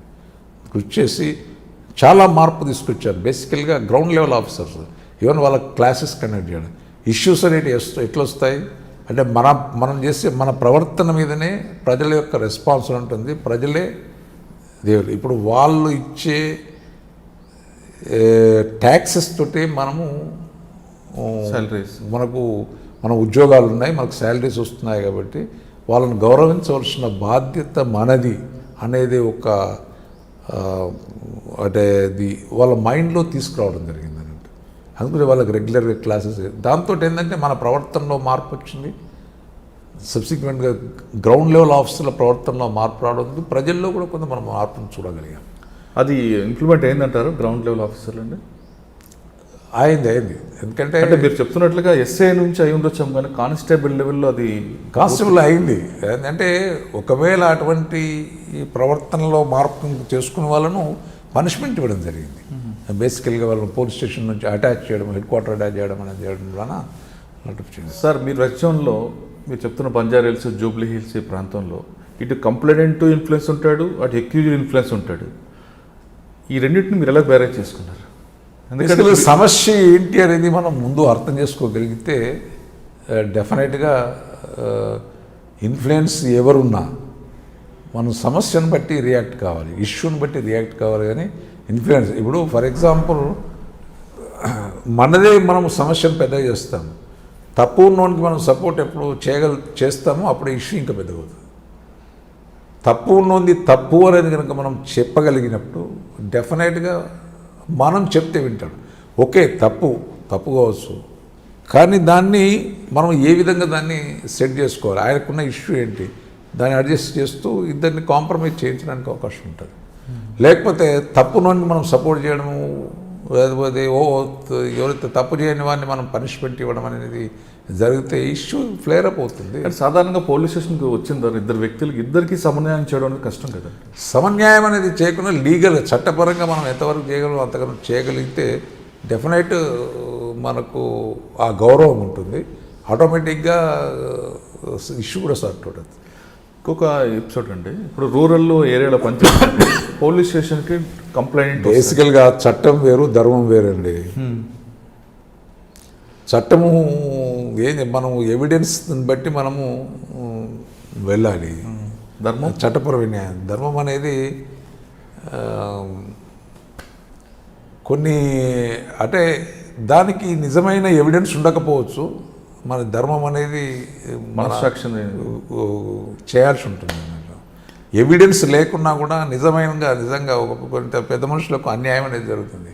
పెద్ద మనుషులను గౌరవించాలి మన ధర్మం. అవును, కొన్ని సందర్భాల్లో వాళ్ళకు సరి అయిన తెలిసేదో వాళ్ళని గౌరవించదు. ధర్మం అనేది మనం కానీ చట్టం అనేది వేరు, అక్కడ ఎవిడెన్స్ ఉంటేనే మనం రియాక్ట్ కావాల్సి వస్తుంది. సార్, రూరల్ ఆ ప్రాంతంలో పోలీస్ స్టేషన్ ఒక కంప్లైంట్ వచ్చింది అనుకోండి, మీరు అన్నట్లుగా ఎస్ఐ కానిస్టేబుల్ తీసుకొని మాట్లాడతారు, వాడిని పిలిపిస్తారు, మాట్లాడుతుంటే అంతవరకు బాగానే ఉంటుంది. కానీ సిటీకి వచ్చేసరికి ఒక కంప్లైంట్ వచ్చిన తర్వాత ఆ కంప్లైంట్కి పర్సూ చేయమంటే ఫోన్లు వస్తుంటాయి. ఎందువల్ల ఆ కల్చర్ మారుతుందంటారు? ఆ ట్రెండ్ తగ్గింది. ఇప్పుడు గతంలో ఉండే ఆ ట్రెండ్, బట్ ఇప్పుడు లాట్ ఆఫ్ చేంజెస్ కమ్. ఎందుకంటే మనము ఈ మీకు చాలా అంటే మార్పులు అనేటివి పోలీస్ స్టేషన్ లెవెల్లో వచ్చాయి. మీకు ప్రతిదీ కూడా కంప్లైంట్ పోలీస్ స్టేషన్ రావడము, అది ప్రాపర్గా పిటిషన్ ఎంట్రీలో చేయడము, దాన్ని ఎంక్వైరీ చేయడము అనేది కూడా ప్రాపర్గా జరుగుతుంది. అది జీడీ ఎంట్రీ దగ్గరికి వస్తుంది, కానీ కంప్లైంట్ పోలీస్ స్టేషన్ రాకముందే కంప్లైంట్ తరపు నుండి ఒక పెద్ద వ్యక్తి ఫోన్ చేస్తారు, మా వాడిని పంపిస్తా. అది ఎక్కడైనా ఉంటుంది, రూరల్లోనైనా ఉంటుంది. రూరల్లో తక్కువ భయపడతారు. ఇన్ఫ్లుయెన్స్ చేయాలి అనుకున్న వాళ్ళు చేయడానికి ప్రయత్నం చేస్తారు. ఎవరైతే మనము కన్సర్న్డ్ ఎంక్వైరీ ఆఫీసర్ ప్రాపర్గా ఎంక్వైరీ కనుక చేసినట్టయితే మనము 1-2 సార్లు మనము ఆ అవకాశం ఇస్తే డెఫినెట్గా వాళ్ళు చేస్తారు. మనం అవకాశం ఇవ్వము అనేది మెసేజ్ ప్రాపర్గా పోయిందనుకోండి, ఇంకా రాదు. ఇక రెండోసారి ఫోన్ రాదు. నేను అదే చెప్పాను, మనము ఆ వాతావరణాన్ని, అట్మాస్ఫియర్ను మనము ఎప్పుడైతే క్రియేట్ చేయగలుగుతామో ప్రాబ్లమ్స్ అన్నీ కూడా ఇనిషియల్గానే. ఇప్పుడు పబ్లిక్ మనల్ని అబ్జర్వ్ చేస్తుంటారు, మన సబార్డినేట్స్ మనల్ని అబ్జర్వ్ చేస్తుంటారు, ఈయన ఏం చేస్తాడు అనేది. మనం ఇనిషియల్గానే ఏదో చేసి తప్పు చేస్తామనుకోండి, అవకాశాన్ని తీసుకుని అందరు మన మీద నువ్వు ఇనిషియల్గానే కనుక నువ్వు కొద్దిగా ప్రాపర్గా చేసిస్తే సార్ దగ్గరికి పోవడం కొద్దిగా ఇబ్బంది, మనకు చెప్పడం అనేది ఈ పైరవీలు వీరు నడివో అనే ఒక విధమైన మెసేజ్ పోతుంది. సో ఇనిషియల్గా నీ యాక్షన్ అనేది ఎట్లుంటుందో దాని మీదనే నీ ఫ్యూచర్ అనేది డెవలప్ అయి ఉంటుంది, అంటే డిపెండ్ అయి ఉంటుంది. అవును. తర్వాత మీరు మాదాపూర్ వచ్చినట్లరు, అంత సాఫ్ట్వేర్ చీటింగ్లు, సైబర్ క్రైమ్ ఇవన్నీ ఉంటాయండి. వాటిలో మీకు బాగా గుర్తుండిపోయింది కరక్కాయ కేసు అనుకుంటా, కుకట్పల్లి. అంటే ఈ ఓకే, డిఫరెంట్ టైప్స్ అది ఇవన్నీ కూడా అంటే కల్చర్ వేరు కదండి, పబ్లిక్ కల్చర్ కూడా. అంటే పరిస్థితి ఎట్లా మారుతుందంటే రకరకాలుగా ఇప్పుడు సైబర్ క్రైమ్ అనేది ఎక్కువ పెరిగిపోయింది. అంటే టెక్నాలజీ పెరుగుతున్న కొద్దీ దాన్ని అవకాశంగా తీసుకొని క్రిమినల్స్ డిఫరెంట్గా, ఇంత గతంలో మర్డర్స్ లేకపోతే బాడీలీ అఫెన్సెస్ అవి డిఫరెంట్ ఉండేవి. బట్ ఇప్పుడు అంతా కూడా సైబర్ క్రైమ్సే ఎక్కువ పెరిగిందండి. ఫ్రాడ్స్ అన్నీ కూడా సైబర్ క్రైమ్నే ఎక్కువ జరుగుతూ ఉన్నాయి. మనము ఆ technology whether boon or bane అని అంటే scientific achievement whether boon or bane అంటే తెలుగులో ఏమంటారంటే శాస్త్రీయ అభివృద్ధి వినాశనానిక అభివృద్ధి కానీ దానికి అన్నప్పుడు రెండింటికి దాన్ని చేసుకోవచ్చు అన్నట్టు. మంచి చేసుకోవడానికి అవకాశం ఉంటుంది, చెడు. సో దాన్ని ప్రాపర్గా మనము క్లోజ్గా మానిటరింగ్ కనుక చేయగలిగితే డెఫినెట్లీ వీ కెన్ ప్రివెంట్. కానీ మాదాపూర్లో మీకు ఉన్నప్పుడు ఒకవైపు బందోబస్తు ఉంటుంది, ఒకవైపు మరోవైపు సైబర్ క్రైమ్, ఇంకోటి సాఫ్ట్వేర్ ఎంప్లాయీలు చీటింగ్ ఉంటాయి ఉద్యోగాలు. అంటే బట్ మీరు మనం అనుకున్నంత అక్కడ డిఫరెంట్ సైబర్ క్రైమే ఎక్కువ ఉంటుంది. మాదాపూర్ అనేది ఇక్కడ దిస్ ద మినీ భారత్. ఇక్కడ డిఫరెంట్ రాష్ట్రాలకు సంబంధించిన దేశాలకు సంబంధించిన ప్రజలు ఇక్కడ ఉంటారు. ఇక్కడ ఇష్యూస్ అనేవి ఉంటాయి. ఓన్లీ ఇష్యూస్ ఏంటంటే సైబర్ క్రైమ్కి అవకాశం ఉంటుంది తప్ప మిగతా ఇష్యూస్ ట్రాఫిక్ ప్రాబ్లమ్స్ ఉంటాయి. అండ్ ట్రాఫిక్ అయితే accidents, land settlement, land problems ఉంటాయి. అండ్ ప్రత్యేకంగా కూకట్పల్లి ఆ ఏరియాలో ఉన్న కొంత చిన్న చిన్న ఫ్రాడ్స్ ఉంటాయి. ఈ బాడీలీ అఫెన్సెస్ కూడా తక్కువనే ఉంటాయి. సార్ మాదాపూర్ తర్వాత మీరు జాయింట్ సిపి అంటే నేను చాలా తక్కువ పీరియడ్ చేశాను జాయింట్ కమిషనర్గా. నా రిటైర్మెంట్ ముందు ఐ వాజ్ ఇన్ఛార్జ్, అంటే joint commissioner Cyberabad, in charge of Madhapur zone. ఈ మొత్తం టోటల్ మీ సర్వీస్లో మీకు బాగా నచ్చిన రోల్ మోడల్ ఆఫీసర్ ఎవరండి? ఉమేష్ చంద్ర గారు కాకుండా చాలామంది ఉన్నారు. పోలీస్ డిపార్ట్మెంట్లో చాలామంది అధికారులు చాలా కష్టపడి పనిచేసిన ఆఫీసర్స్ ఉన్నారు. కొంతమంది మంచివారు ఉన్నారు, కొంతమంది దాన్ని ప్రత్యేకంగా ఒకరు అదే. సరే, మంచి చెడు అన్నది మీరు అన్నట్లుగా మనుషుల్లో ఒక ప్రవర్తన బట్టి ఉంటుంది అంటారు. సరే, మంచివారి పేరు చెప్పొద్దు, చెడువారి పేరు చెప్పొద్దు. మీకైతే కొంతమంది లైక్ ఉన్నారు, కొంతమంది అన్లైక్ ఉన్నారు. అదేవిధంగా మీ కింద పనిచేసిన ఆఫీసర్లో మంచి వర్క్ చేసిన ఆఫీసర్లు ఎవరు ఉన్నారా? చాలామంది ఆఫీసర్. ఇప్పుడు మనం ఒక్కరిని ఐడెంటిఫై చేసి ఒకరిని చెప్పి అంటే ఒక్కొక్క వ్యక్తిలో ఒక్కొక్క. బట్ నా దగ్గర పనిచేసిన అధికారులు కానీ నేను పనిచేసిన అధికారులు చాలామంది మంచి ఆఫీసర్ల దగ్గరనే పనిచేశాను. ఓకే సార్, ఫైనల్ క్వశ్చన్ అండి. డిపార్ట్మెంట్లో ఎస్ఐగా వచ్చి ఈ స్థాయికి వచ్చిన వెంకటేశ్వర గారు, మీలాగే డిపార్ట్మెంట్లోకి ఎవరెవరో రావాలనుకుంటున్నారో వాళ్ళకి మీరు ఇచ్చే మెసేజ్ ఏంటి? ఆల్రెడీ డిపార్ట్మెంట్లో ఉన్న వాళ్ళకి మంచి పేరు తెచ్చుకోవాలంటే ఏం చెప్పబోతున్నారు? ఇంకొక ఇంపార్టెంట్ ఏంటంటే కన్వర్షన్ రేటు పెంచడం ఒకటి, రెండు పోలీస్కి పబ్లిక్కి మధ్యన ఒక డెఫిసిటీ అలాగే పెరుగుతుంది. ఇది దానికి కారణం ఏమంటారో? పెరగకుండా ఉండాలంటే ఏం చేయాలి? బేసికల్గా మనం కమిట్మెంట్తో ఎప్పుడైతే ఉద్యోగం చేస్తామో అంటే అప్పుడే మనం అనుకున్నది సాధించడానికి అవకాశం ఉంటుంది. ప్రతి వ్యక్తి కూడా ప్రతి కేసులో కూడా వ్యక్తులు అంటే ప్రజలు ఏమనుకుంటారంటే ఏదైనా సంఘటన జరిగిందంటే ఏ సంఘటన ఎవరైతే బాధ్యులు ఉన్నారో వారికి శిక్ష అనేది రావాలి అనేది ప్రజలు కోరుకుంటారు. మరి అది శిక్ష పడాలి అని అంటే దానికి మనము డిఫరెంట్ స్టేజ్లో, అంటే ఇనిషియల్ స్టేజ్లో, క్రైమ్ స్టేజ్లో, ఇన్వెస్టిగేషన్ స్టేజ్లో ప్రాపర్ ఎవిడెన్స్ కలెక్ట్ చేయడము, తర్వాత ట్రయల్ స్టేజ్కి వచ్చే వరకు ప్రాపర్గా దాన్ని కలెక్ట్ చేసిన ఎవిడెన్స్ను ప్రాపర్ ప్రజెంట్ చేయడము.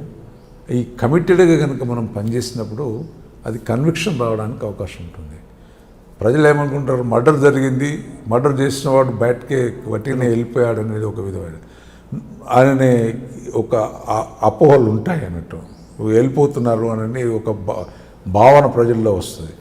మనం ఏదైతే తప్పు చేసిన వానికి శిక్ష కనుక ఎప్పుడైతే వస్తుందో అప్పుడే ప్రజలకు పోలీస్ పట్ల కానీ వ్యవస్థ పట్ల కానీ ఒక విధమైన సదభిప్రాయం రావడానికి, గౌరవం కూడా ఏర్పడడానికి అవకాశం ఉంటుంది. మరి ఈ లాంగ్ ప్రాసెస్లో అధికారులు కమిటెడ్గా పనిచేస్తేనే మనకు మంచి పేరు వస్తుంది. అదే కాకుండా సమాజానికి కూడా మంచి జరగడానికి అవకాశం ఉంది. కరెక్ట్. మీరు అన్నింటిలో ఒక మర్డర్ జరిగినప్పుడు ఐఓ ఒక దశలో వచ్చేసరికి ఆయన ట్రాన్స్ఫర్ అవుతారు, ఇంకొక నెక్స్ట్ ఆఫీసర్ వస్తారు, కానీ అక్కడ లింక్ తెగిపోతుంటుంది. ఇది పోలీస్ అనే ఈ వ్యవస్థలో ఏమంటే ప్రతి స్టేజ్లో డిఫరెంట్ అధికారులు వస్తారు. డిఫరెంట్ ప్రతి స్టేజ్లో ప్రతి వ్యక్తి కూడా కమిటెడ్గా మనం పనిచేసినప్పుడే వ్యవస్థకు మంచి పేరు రావడానికి అవకాశం. అందుగురించి డిఫరెంట్ స్టేజ్లో ఇప్పుడు ఇన్వెస్టిగేషన్ స్టేజ్లో ఉన్న అధికారులు ప్రాపర్గా ఎవిడెన్స్ కలెక్ట్ చేయడము, ట్రయల్ స్టేజ్కి వచ్చేసరికి ప్రాపర్గా విట్నెసెస్ను బ్రీఫింగ్ ఇవ్వడము, కోర్టులో ప్రొడ్యూస్ చేయడము, తర్వాత ప్రజెంట్ చేయడం, ఇవన్నీ మనం చేసినప్పుడే ఫైనల్గా కేసు కన్విక్షన్ అనేది ఉంటుంది. ఈ కన్విక్షన్ వచ్చినప్పుడే కదా నీకు ఎవరైతే బాధితులు ఉన్నారో వాళ్ళు హ్యాపీ అయ్యి నిజమైన న్యాయం జరిగింది అనేది వాళ్ళకు మెసేజ్ పోతుంది కదా. ఆయన చేసే అఫెన్స్ చేసే వారికి కూడా ఒక రకమైన మెసేజ్ పోతుంది. మనం నేరం చేస్తే శిక్ష అనేది పడుతుంది అనేది ఒక భయం అనేది వస్తుంది. ఇవన్నీ కనుక వచ్చినప్పుడే వ్యవస్థ అంటే సమాజం బాగుపడడానికి అవకాశం ఉంటుంది, సమాజంలో శాంతి రావడానికి అనేది అవకాశం. కింద స్థాయి నుంచి సూపర్వైజన్ ఆఫీస్ వరకు మీరు ఎదిగారు. కింద స్థాయిలో సిబ్బంది కష్టాలు నష్టాలు లాభాలు అన్నీ కూడా మీకు తెలుసు, అన్నీ దగ్గర నుండి చూసి వచ్చిన వ్యక్తి. ఇంకా డిపార్ట్మెంట్లో ఇప్పుడున్న పరిస్థితుల్లో వాళ్ళకి ఇంకా మోరల్ సపోర్ట్ వచ్చి వాళ్ళు ఇంకా పోలీసు ఉద్యోగం చేయాలి, కసిగా చేయాలంటే ప్రభుత్వం వైపు నుంచి ఎలాంటి చర్యలు చేపట్టారు? ఇప్పుడు గతంలో కంటే ఇప్పుడు పోలీస్ వ్యవస్థ చాలా మెరుగుపడ్డది. గతంలో హోంగార్డ్ కానీ కానిస్టేబుల్ కానీ వాళ్ళ శాలరీ స్థాయి కానీ వేరు, ఇప్పుడున్న పరిస్థితి చాలా ఫెసిలిటీస్ అనేది ఇవ్వడం అనేది జరిగింది. చాలామంది నిరుద్యోగ యువకులు కూడా పోలీసులో చేరాలని కూడా ముందుకు వస్తున్న సందర్భాలు కూడా చూస్తూ ఉన్నాం. ఇప్పటికి ప్రాపర్ ట్రైనింగ్ కూడా వాళ్ళకు వస్తుంది, టెక్నాలజీ కూడా వాళ్ళు ప్రాపర్గా వినియోగిస్తున్నారు. అండ్ వాళ్ళకు కావాల్సిన ఎటువంటి ఇబ్బందులు శాలరీ విషయంలో కానీ లేకపోతే ఫెసిలిటీస్ విషయంలో కానీ అన్ని ప్రభుత్వం అనేది ప్రొవైడ్ చేస్తుంది. ఇంకా కావాలి అన్నప్పుడు అవసరాన్ని బట్టి ప్రభుత్వం రియాక్ట్ అవుతే డెఫినెట్గా ఇంకా మంచి రిజల్ట్ రావడానికి అవకాశం. అంటే ఇంకా మీరు ఏమైనా సూచనలు చేయబోతున్నారు? ఇంకా చేస్తే ఈ విధంగా చేస్తే ఇప్పుడున్న దాన్ని బట్టి అయితే సరిపోతుంది అనిపిస్తుంది. ఇంకా అంటే దినదినము మనం ఒక మార్పు అనేది తీసుకొచ్చాము. దానిలో ఉన్న మంచి చెడులు అనేది మనం ముందు ముందు చూస్తే కానీ ఇంకా ఏం చేస్తే బాగుంటుంది అనేది తెలుస్తుంది. అసలు రిటైర్ అయిపోయిన తర్వాత ఏం చేస్తున్నారంటే ఇప్పుడు మీ ముందున్న లక్ష్యం ఏంటి? ఏముంది, ఏదో మనకు ఇంతకాలం 30 సంవత్సరాలు సర్వీస్ చేసాము.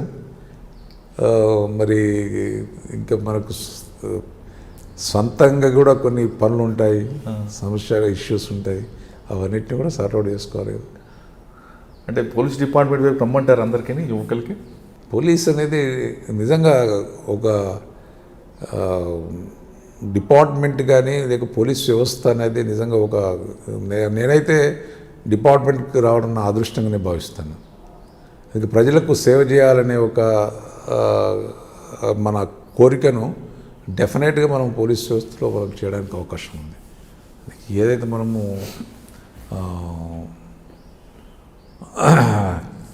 చేసేంత మనకు అవకాశం.